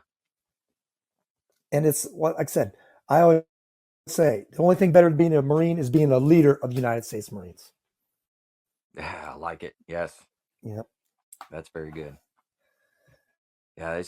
Um, that's one of the things that I talked about several weeks back in podcasts, and it's kind of like, uh, I guess, my thoughts on leadership, and I had a couple of episodes on that, and it's what you're talking about here is a lot of the same stuff, and I could tell that uh, I had good leaders, right? You were one of those leaders because I Well, obviously thank have you. taken a lot of what you have said, and I am now saying that kind of the same stuff. So maybe not as well said as you are doing, but I still say basically the same thing. Oh, right. And like I tell everybody when I'm talking, I didn't think any of this stuff up. I organized what I learned from others into this. Hmm. I didn't think, this is nothing earth shattering, brand new stuff that no one's ever heard of. Yeah, just giving it a new spin and put as you put it together, And right? there's an old saying that you teach what you most need to know. And so I was always teaching leadership because I knew I needed to know it. Yeah. That's a good point. Yeah. I like that. Yeah, I wish I knew who said that, so I could give them credit. But Yeah. it's You can just tell everybody I said it. I like that. you take it. You take We'll responsibility just for go with that. Yeah. I'll take credit, it. Oh man. That's good. That's So good. so we got care about people and desire to be a great leader. That's number 1. And then number 2, identify yourself as a leader. What do you got for number 3? So with number 3, this is kind of a long one, and this is taken straight out of Marine Corps doctrine. Okay. Mm-hmm. We have communicate, demonstrate, delegate, supervise, inspect, and rehearse. There's kind of a big. You may have to repeat that. Yeah, big mouthful there. Okay. Yeah. First one, communicate. Okay. Mm-hmm. Communicate. There's a difference between communicating and dictating. If you're just running your lips, you as a leader, just running your lips out there, and everybody in front of you is just shaking their heads, yes, and then you say, okay, let's go get it done, you know that there was not mutual understanding. Okay? Right, yeah. So it has to be a clear, concise communication. And because if there's not mutual understanding, it's just dictating. Okay. And now with mutual understanding, there doesn't have to be mutual agreement. The people you're talking to, you're communicating something to, they don't have to agree with you, but they have to understand what you're saying. It has to be mutual understanding, because English is not a common language, correct? I mean, you have there, and there. Yep. Yeah, I mean, I'm still trying to figure it out. There's so many words in the English language like that. So you can't just English is not a common language. That's why, say you go to a steak place. Well, how do you want your steak? I always say, what is your definition of medium rare? Because something that simple. But have to, like I said, you got to be clear, concise, and to the point. Say what you mean and mean what you say. Now, and you have to be decisive when you're doing it. I remember as a young sergeant or a corporal, I think a corporal, I was given my first patrol order. And so, you got the whole 5-paragraph order written out in patrol order format. And you got your terrain model there. And I gave this order, right? And I didn't prepare properly for it. So I was kind of stumbling and mumbling and hums and his and blah, blah, blah, blah, blah, blah, blah. And after we get done with the patrol and I sent them out to do their little, checklist and preparation and stuff like that, the platoon sergeant, he pulls me aside, once again, very professional. He says, well, how do you think you did on that? And I'm going, well, I think I didn't do too good. No, I really didn't like my the outcome on that. And so he says, well, if you just think about this, if you wouldn't follow your own order, do you expect other people to follow your orders? Yeah. Just because of the way I presented the material.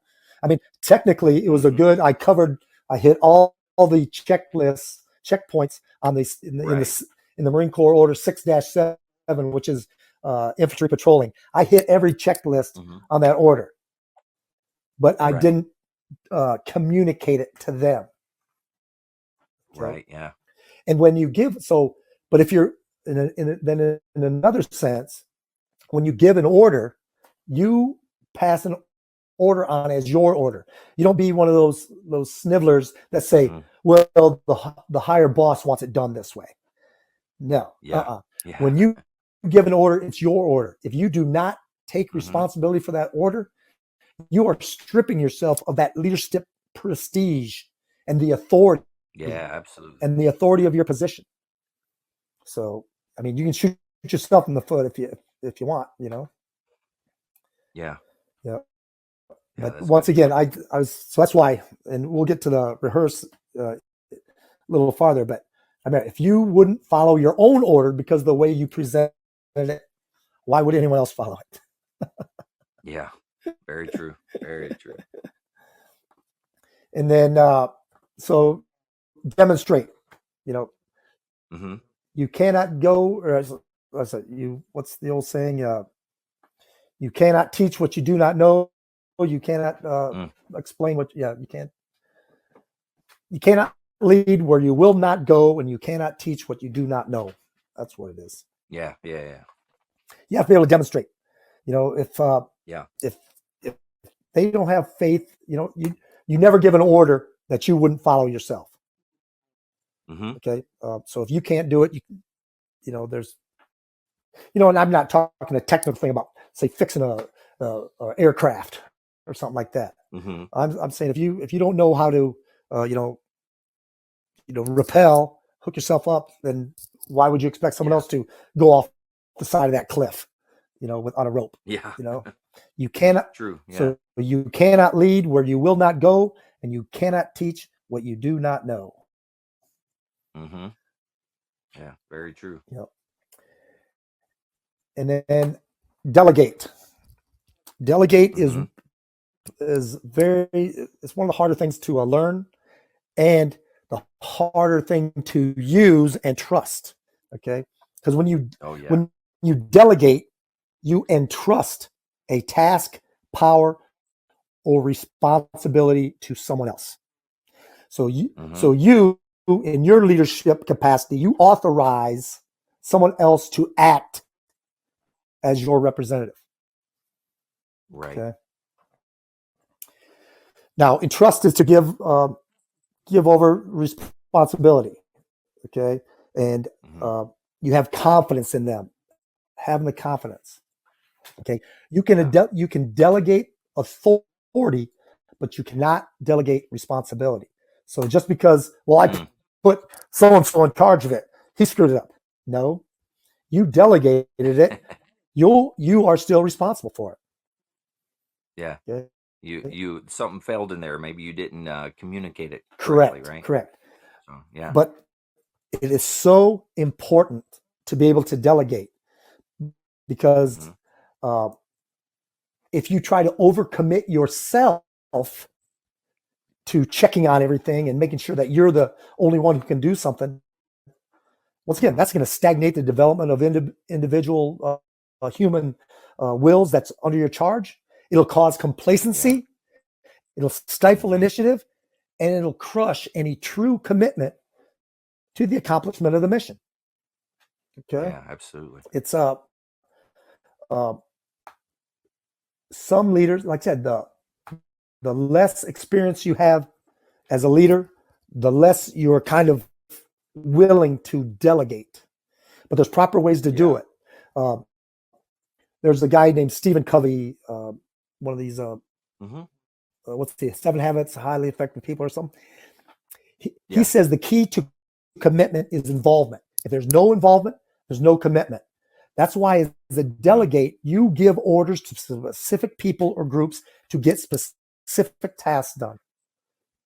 And then you get out of their way and let them do it. Yeah. Okay. And that's where the supervision comes in. Okay. Supervision is defined as to direct and inspect work or workers or the operation of an organization, and to oversee it or manage it. But there's a difference between management and leadership. Management is important. Management, let's say management was responsible for getting all of the man, equipment, and logistics, say, to D-Day, right, from the D-Day landing. But it took leadership to get them out of those landing crafts onto the beach and into that withering fire that they were experiencing. So management is important, because you got to have the correct things in place in certain areas. but the supervision is and the leadership is important. But once again, with the experience of the leader, if they're not willing to delegate, or if they do delegate, then won't supervise properly because they will say over supervise. They will micromanage. Mm-hmm. Okay. Yeah. Supervision is giving them the communication, instruction, the delegation, and the materials to accomplish that mission, and to let them do it. Mm-hmm. Now, with different levels of supervision, because of the different levels of performance and experience of the people you're in charge of, Right. Sometimes you can say, get this done, and walk away. Other times you have to be in the close proximity so that subordinate leader can, bam, maybe come run over to you and ask a quick question. But at the same time, if you're around too much and they're always doing that, maybe you didn't communicate to them properly in the first place. And if you're too close, you're kind of hovering over them and micromanage them. Mm-hmm. Okay. Now, supervision doesn't mean, once again, delegate it. Hey, you're in charge. I'm here if you need me. And then just hope things happen. That's not proper supervision. Yeah. Along with the supervision, there has to be a time for inspection.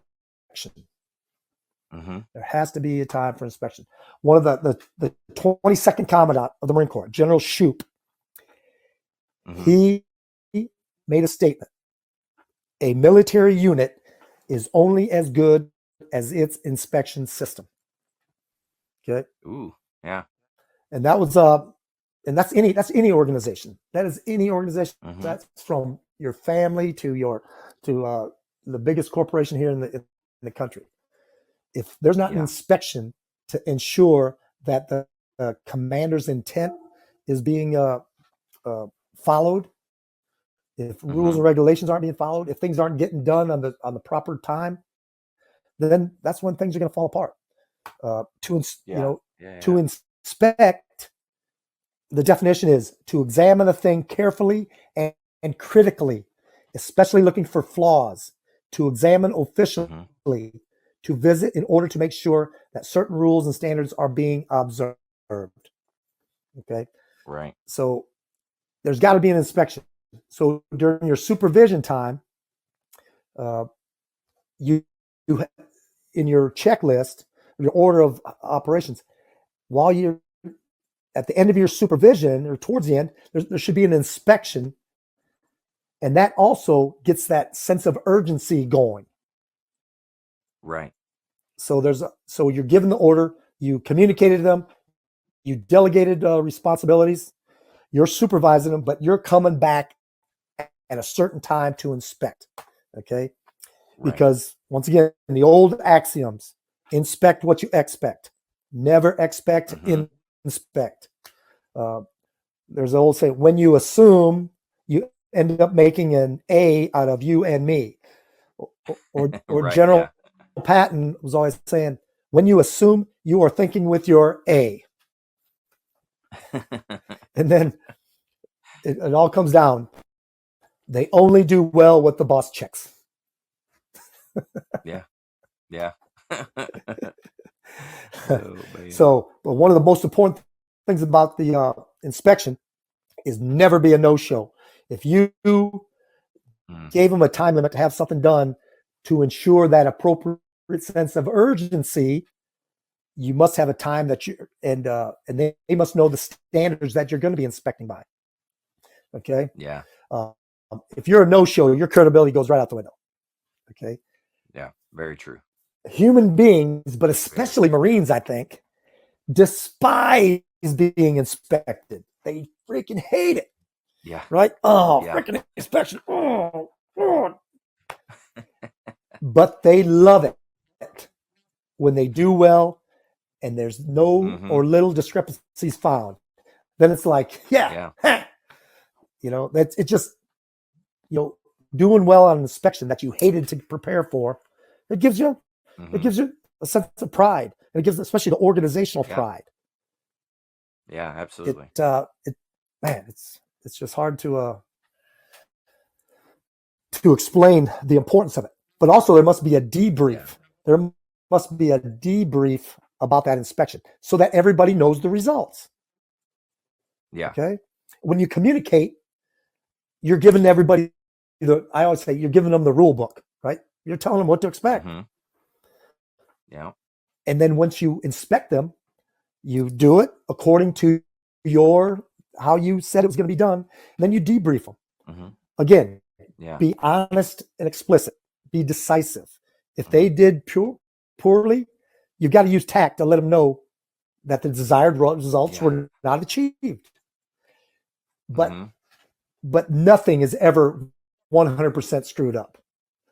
You can, during your proper supervision techniques, you should have noticed the effort that they're putting in to get this done, and or get that accomplished, or how they're helping each other, anything like that. So you always have to find something good to say, because once again, an old leadership saying: never give a dollar's worth of criticism without a dime's worth of praise. The next part of that is rehearse. Okay, rehearse is to practice. Rehearse is to practice before performing in public, to train a person, to instill instantaneous reaction or condition. Okay, if you want that muscle memory, you got to do stuff again and again and again. That's like rehearsing. Right. And when you're working with people and you've communicated to them, you've delegated them, you've supervised them, you inspected them, and now before they got to do the actual performance, you rehearse them. Okay, I always like to use the phrase, never send a Christian into the lion's den naked. Right? Yeah. arm them with the sword of knowledge and the breastplate of experience. That's good. Okay, because your people's performance is a direct reflection of your leadership. It's take for instance, if you remember or not, I guess you wouldn't remember. Like when I was the first sergeant in the infantry company, and you have the duty NCOs come to report to you every day, right? Or every day for the changeover. Right. You know, the off-going duty NCO, they both walk in, they stand at attention. Off-coming duty NCO salutes and says, Sergeant so-and-so reporting as off-going duty NCO. Right. Something to that effect, right? There's a correct way to do it. But I would always say, like, if they messed it up, I would say, I guess if you stay on duty again tonight, you will rehearse before you come in to do the changeover, won't you? Yeah. Yeah, that'll learn them. Right. And then just even when you're having a Marine, you call up the first, like the sergeant major, or I was the first sergeant, I call up platoon sergeant. Hey, bring one of your Marines, or send your Marine up here so we can go over something or do whatever, right? So they come in and report to you, right? If they show up and they're all messed up and they can't say good morning, blah blah blah, this is Lance Corporal so and so reporting as ordered. If they can't do that confidently, that's just a direct reflection that you did not properly prepare them. Right. Yeah. And so it all comes down, and so it's better for you at that level to put the pressure on them and do the rehearsals, so that then when they actually go out to do it, they've already had stress and they've already had reacted and performed under stress. Right. Yeah. So it's just another level of your leadership. Communicate, demonstrate, delegate, supervise, inspect, and rehearse. Most definitely. Yeah, that makes sense. That's one thing that being in the band, we do that all the time. Like that's. Oh yeah, how much did you rehearse? Oh, for all the time. It was yeah, exactly. Yeah. But that's when we in order to have a good performance, you need to rehearse. Make sure that you got it all down. Exactly. And they say, what do they say? Something about amateurs practice or rehearse until they get it right. Where a professional rehearses and practices until they can't get it wrong. Yeah. Very true. And I've Yeah. noticed. And that's where the Yeah, go ahead. well, that's where the instantaneous reaction comes into. Hmm. When we have standard operating procedures for, say, reacting to a near ambush or far ambush or a front Hmm. ambush, we have an SOP of exactly how to do it, Right. right? But when that happens and you do that instantaneous reaction and you start going in there, but at the same time, if you have to adjust from that, you adjust from that because you've already got the experience of practice. Yeah, exactly. Yeah, very good point. So that was that the last part of number three? That was the last part of number 3. So just I want to Um, make sure I got them all correct here. So you got communicate, demonstrate, delegate, supervision, inspection, debrief, and rehearse. Is that all of now, them? debrief is part of inspection. Debrief's part of inspection. Okay, I got you. Right. So it's supervise, inspect, and rehearse would be the last 3. Okay. Yep. All right, I got it. I'm just trying to take notes here and make sure I got it all. All right. All right, and then The what do you got for number 4? Okay, the fourth is to identify the performance level of each one of your people. Okay. Okay. So there's the old saying, insanity is doing the same thing over and over again and expecting different results, Right. right? Okay. There's also 3 kinds of lies: lies, damn lies, and statistics. How, however, while you're doing your communicating, demonstrating, delegating, supervising, inspecting, and rehearsing, Hmm. you need to be taking notes of how your people are reacting and adhering to what you say, Yeah. how they are engaging with the mission and task, how subordinate unit leaders are leading, Hmm. how are they responding to their leaders, Right. how did they perform during the rehearsals, and what was the results of their inspections. Yeah. You need to you need to have this. You need to track that performance, behavior, and conduct. Hmm. Remember, you're looking at performance, behavior, and conduct. Hmm. You're not looking for uh, you know, any personal likes or dislikes in that person. Right. Okay. So in order to have more exact, disciplined effort, you have to have viable, definable results, and you have to record them. This is the type of information that is just imperative that you have at your fingertips so that when you do have that, so you gotta have a scorecard Hmm. of how the people are performing. Right. Okay. So you take all those notes of how it went. So now you take a look at yourself. Okay. I'm looking at these results. How do I need to concentrate my effort, my influence or direction and instruction maybe so that we can increase the performance in the next time that we do this. Yeah. Remember what I said about the drill field, how it's Groundhog Day and how Right. you can hone your leadership skills Hmm. every 3 months? Hmm. Yeah. It's the same way. If you don't keep statistics and how you came about getting those statistics, how do you know? Because the first one you have to lead is yourself. Hmm. How do you know how you need to change? Let's Right. say your unit didn't do that good. Whose fault is it? Okay. Um, Now, if they just totally went out there and dropped the ball, Yeah. then okay, then we got to look at those individuals. But Right. however, if just they did a poor, like kind of a poor, lackadaisical job, Hmm. that means you didn't do something in your communication, demonstration, delegation, supervision, inspection, and rehearsal. Okay, Hmm. so that when you're identifying the performance level, each one of your people, you are getting that concrete statistics or criteria to number one, the first thing to look at yourself and see what you've done.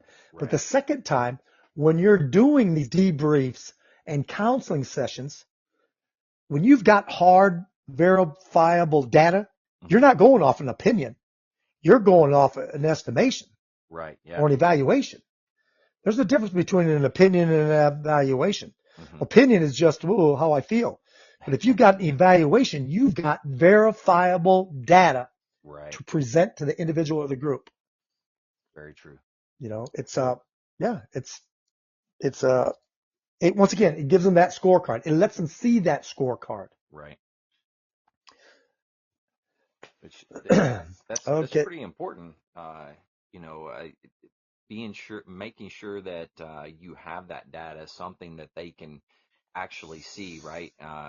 And that could be in the form of counseling. That can be in the form of many different things. But having that data and say, hey, this is exactly where it was, leads credibility to what you're telling them and things of that nature. Because if it's just your opinion, everyone's got an opinion. But exactly.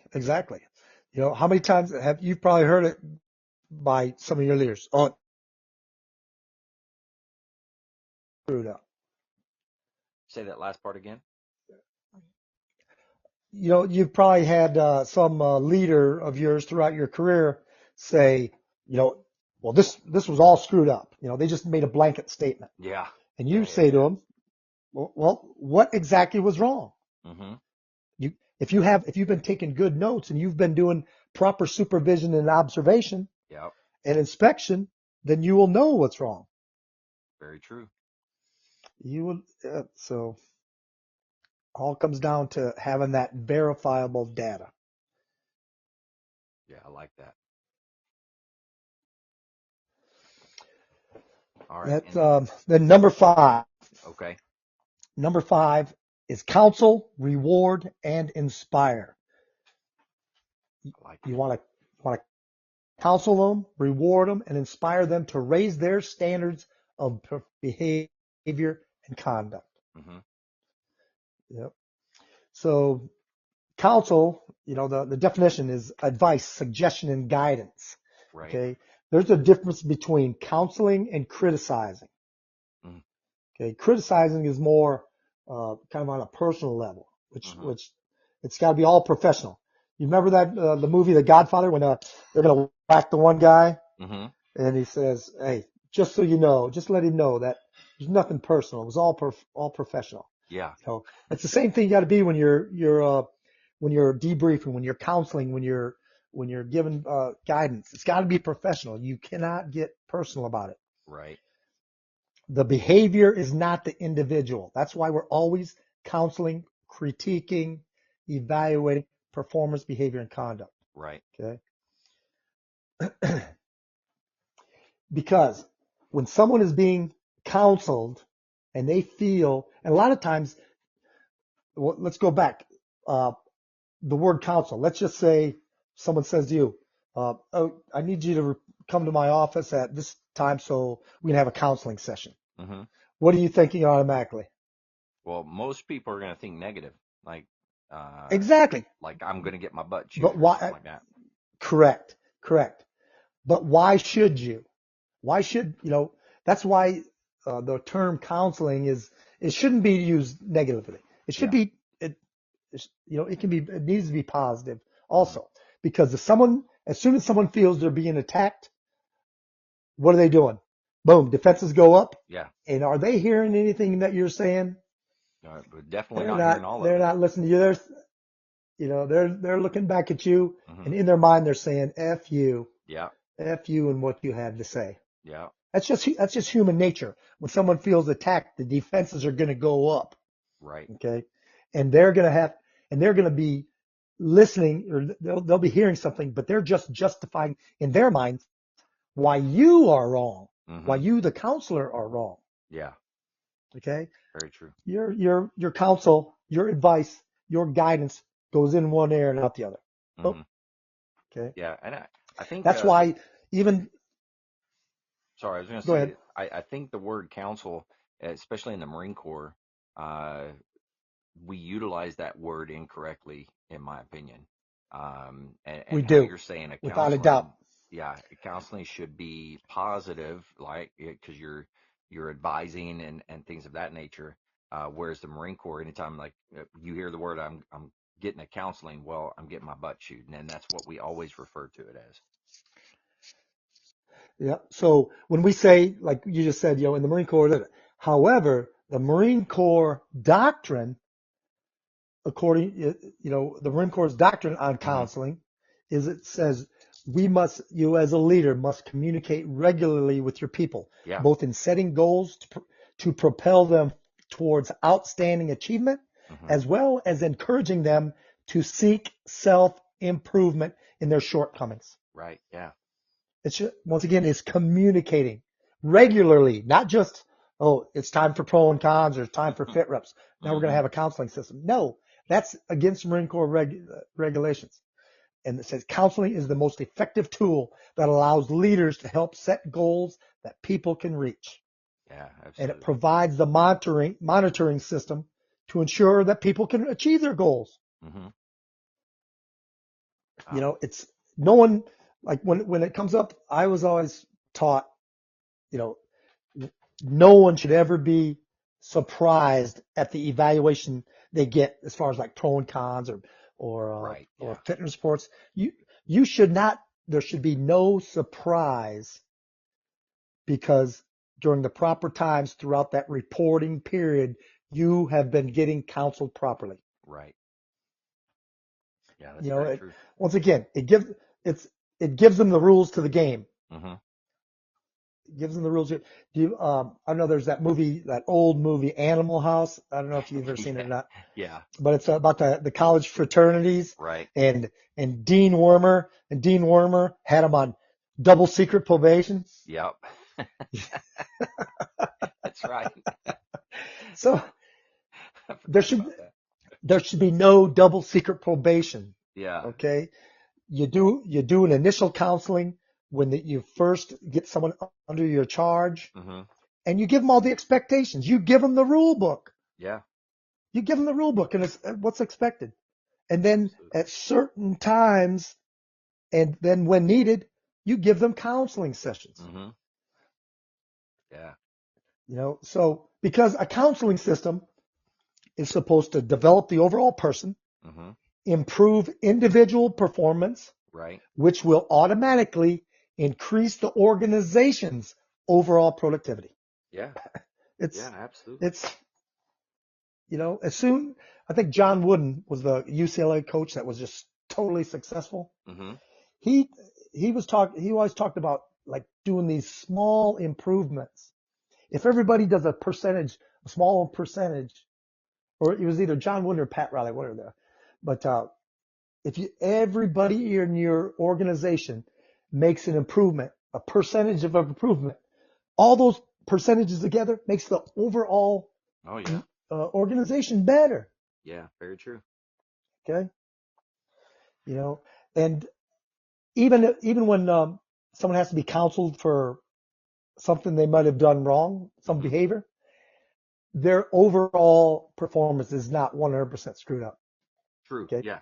Yeah. Yeah. Yeah. You I know, agree with that. it 100%. goes back to never give a dollar's worth of censure Hmm. without a dime's worth of praise. Right. Respect human dignity, have respect and concern for each other, just like out of our core value statement. Hmm. And the one thing about counseling that I was always big on, it should be written counseling. Hmm. You'll hear a lot of leaders say, "Oh, I don't want to have any paperwork on the guy. I just want to." Well, it's not. I always consider paperwork would be the non-judicial punishment, the 6105, Right. Yeah. uh, that goes in a record book. Uh-huh. But your written history of counseling between you and that other individual, Hmm. it should be written, and Yeah. because once again, it's a scorecard. Someone might be going, say, like you got a low level person working for you, Hmm. and he's got a leader over him before it gets to you, Hmm. but you're doing this counseling, right? And the leader below you, who you've gotten information from Hmm. also, but that leader's always on him, always, he's just always on him, correcting him and doing Hmm. this.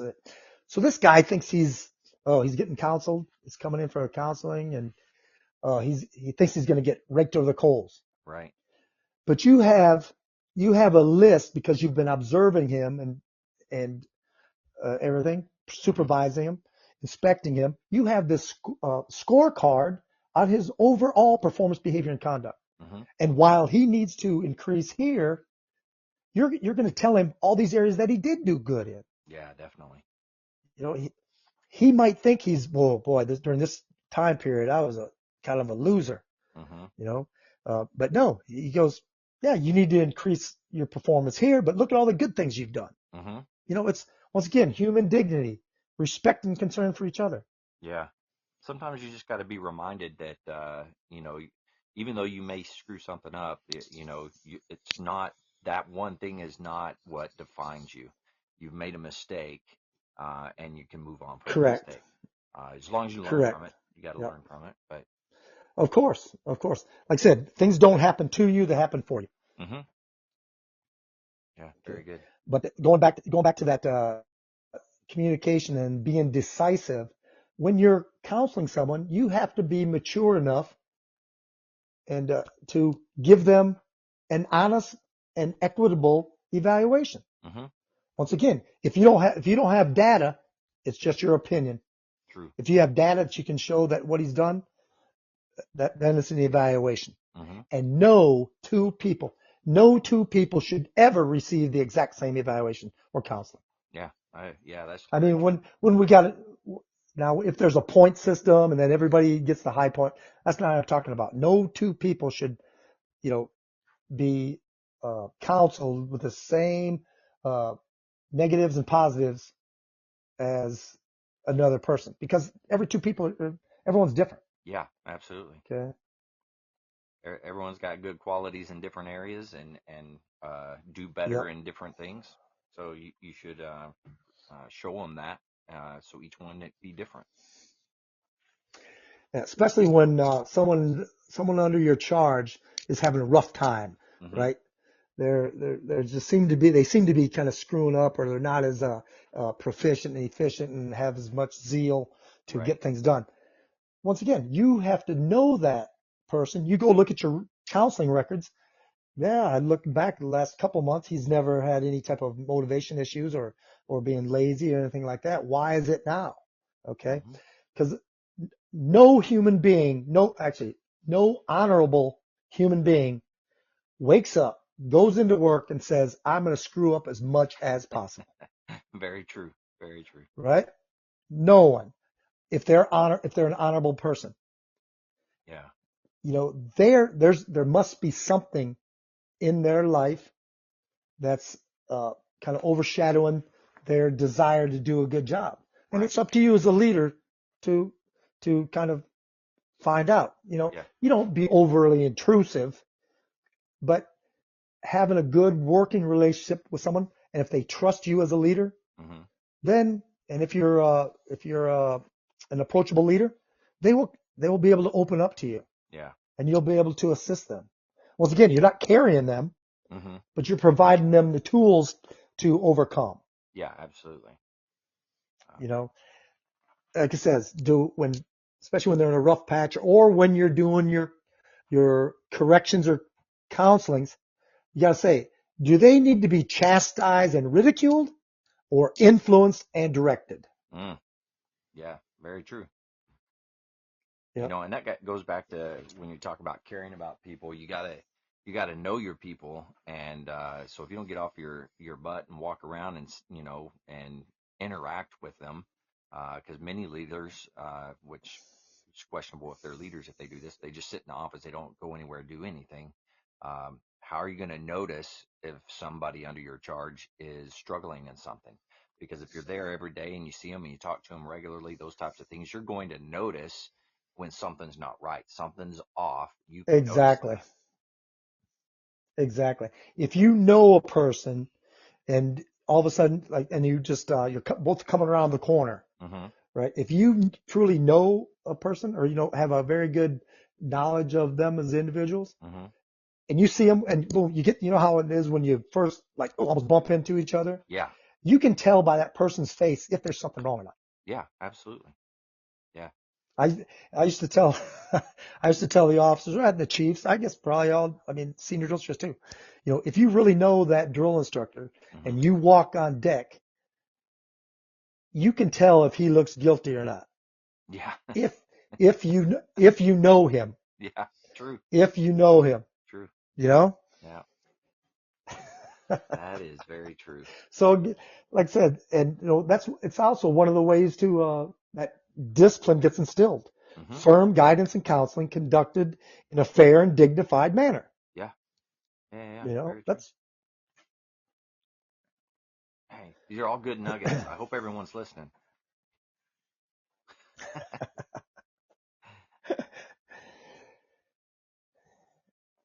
So that was, yeah. we were on counsel, right? Counsel. And then Counsel, are we, the next one was reward. yes. Okay. Okay. Just think back to your time in the Marine Corps. Mm-hmm. How good are we at punishing someone when they step out of line? Yeah, it happens pretty easily there. Yeah. We are quick and efficient, aren't we? Oh yeah, absolutely. We are quick and efficient. But uh, how efficient are we at rewarding someone? Probably the worst. Okay. Or close Yep. to.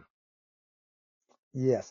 And a reward, what's a definition of a reward? Something given or received in what is done, compensation for a commendable act. Mm. Okay. Yeah. It's acknowledging someone's effort, Right.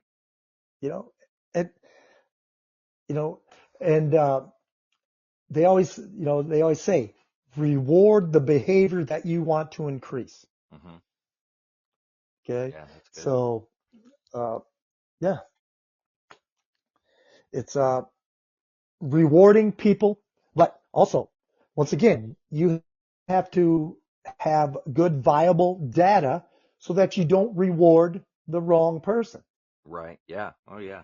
Rewarding the wrong person will just kill the initiative Mm-hmm. of the people who are actually busting their butt. Oh yeah, that's for sure. That is one So if quick you, way to get everybody on your bad side. yeah, is by not rewarding the good people Mm-hmm. and rewarding the slackers. Mm-hmm. Very Yep. true. So once again, but reward the behavior you want to increase. Yeah, I like that. Yeah. And then inspiration, inspire. So once again, the counsel, reward, and inspire. Mm-hmm. Okay. Like I said, like you asked me earlier, why did you actually reenlist the first time? Yeah. I said, because I wanted to be like those people I really looked up to, my mentors, Mm-hmm. those ones that have gone before me. They were an inspiration to me. Right. The definition of inspiration, the capacity to stimulate a person to creative or other activity or to express certain ideas. Mm. Okay. A person's ability to instill a certain feeling in other human beings by verbal and nonverbal communication. That's really good. What's the last part of the definition? To invigorate or encourage, stimulate to a higher level of creativity. Mm. It's like, wow, no joke. That's Yeah. That's good. I should have looked up the definition of inspire a long time ago. It's like, woof. Well, it's one thing that you contacted me to do this. I've had my book manuscript on validated leadership. I've had it sitting 90% done for the last 11 and a half years. Well, we need to finish that up. So I know that's, like I said, you inspired me. You inspired me to get off my butt and get it done. And I also, I got my website. I got the rights to it again, purchased the rights to it. I haven't got it up yet. But yeah, so Very nice. once again, you're inspiring me. So that's and You're inspired. That's what leadership comes. Yeah, go ahead. Yeah, leadership comes. It doesn't. The rank and leadership, age and maturity. It's just like age and maturity have nothing to do with each other. Mm-hmm. It's how you lead, how you influence and direct someone else. Right. Yeah. Yeah. Absolutely. So and you There's The Go website ahead. you have is Validated Leadership. That's what the ones that's going to come online. Is that what it is? Yes, validatedleadership.com, Okay. but it's not up yet. It's Okay. not up yet. It's kind of up on Facebook, but not really. I haven't updated nothing on Okay. it. And then So the yes, book that you've got me inspired. yeah, the book that you're going to finish here soon is Validated Is Leadership as well. validated leadership. Okay. I like it. Validated leadership. Yeah. Well, my Yep. book Because has nothing to do with any of that stuff. It's about me going fishing and doing stupid things. So, oh man. going back to inspiration, uh, there's a man named Leo Buscaglia, and Mm, I always like to sing. Too often we underestimate the power of a touch, a smile, a kind word, a listening ear, an mm. honest compliment, or the smallest act of caring, all of which have the potential to turn a life around. Oh That's yeah. And then a good leader inspires their people with confidence in themselves, the leader. Mm. Great leaders inspire their people with confidence in themselves. Ooh, very nice.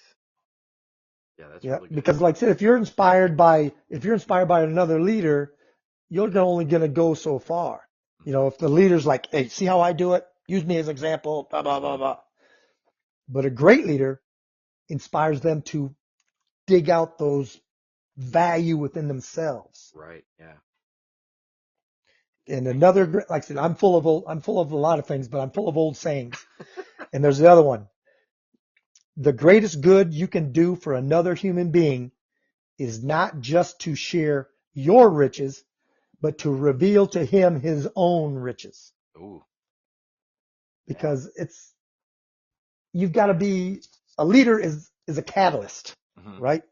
And a catalyst is someone whose talk, enthusiasm, or energy causes others to be more friendly, enthusiastic, or energetic. Or it Right. could be negative also, but Hmm. we're focusing on the positive. Yeah. So you as a leader need to induce your people to raise their standards of performance, behavior, and conduct. Yeah. You know what I always talk about is the person that, well, I like to call the turd, but that person, it has a natural born ability for leadership because they are Oh, able I to. skipped over that part. Look at that! Great minds think alike. Look at that. Yeah. Yeah. So let me hear it, then I'll throw in mine. Okay, yeah. So that turd has a natural born tendency for leadership and is able to pull in people on their side and can be that cancer that like kind of snowballs throughout the unit. And you have to be able to influence that turd to get them on your side to be able to help turn things around sometimes. Which is doable. You can do that. You can influence them, but you got to take the time to actually listen and sit down and mentor and guide and all that type of stuff with the individual. Exactly. Exactly. So what I always say, uh, some of your strongest leaders, that just like you're saying, the turd, Yeah. some of your strongest leaders, not the most positive, but your strongest leaders are those little subversives that are in your unit, that you're in charge of, Hmm. and you're passing all the words. You're giving these communications and delegations and everything like that. Yep. And then it's like, okay, does everyone understand? Everyone shakes their head, yes. You walk away, and what's the little subversive start doing? They start making First, comments. he's gonna start communicating. Hmm.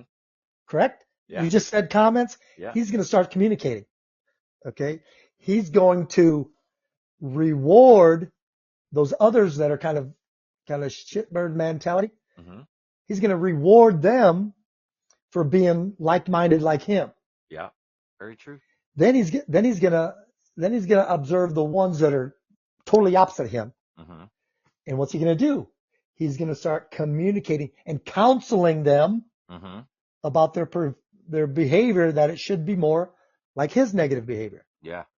Then he's going to find all the ones that are on the fence, Mm-hmm. and he's going to start communicating and leading them to be more like him. Oh yeah.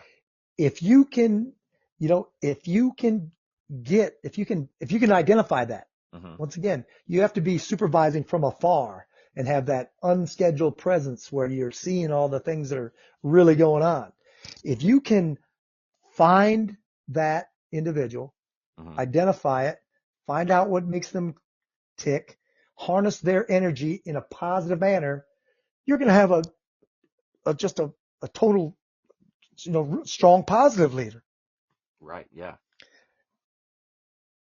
Yeah. And, That's very. it comes down to say something, let's go back to the drill field reference, right? Mm-hmm. You've got the, you've got the little slacker, the lazy one that moves slow and doesn't listen to the guide and squad leaders, right? Right. And you identify him, then you put him in charge of the, whiskey locker. Mm-hmm.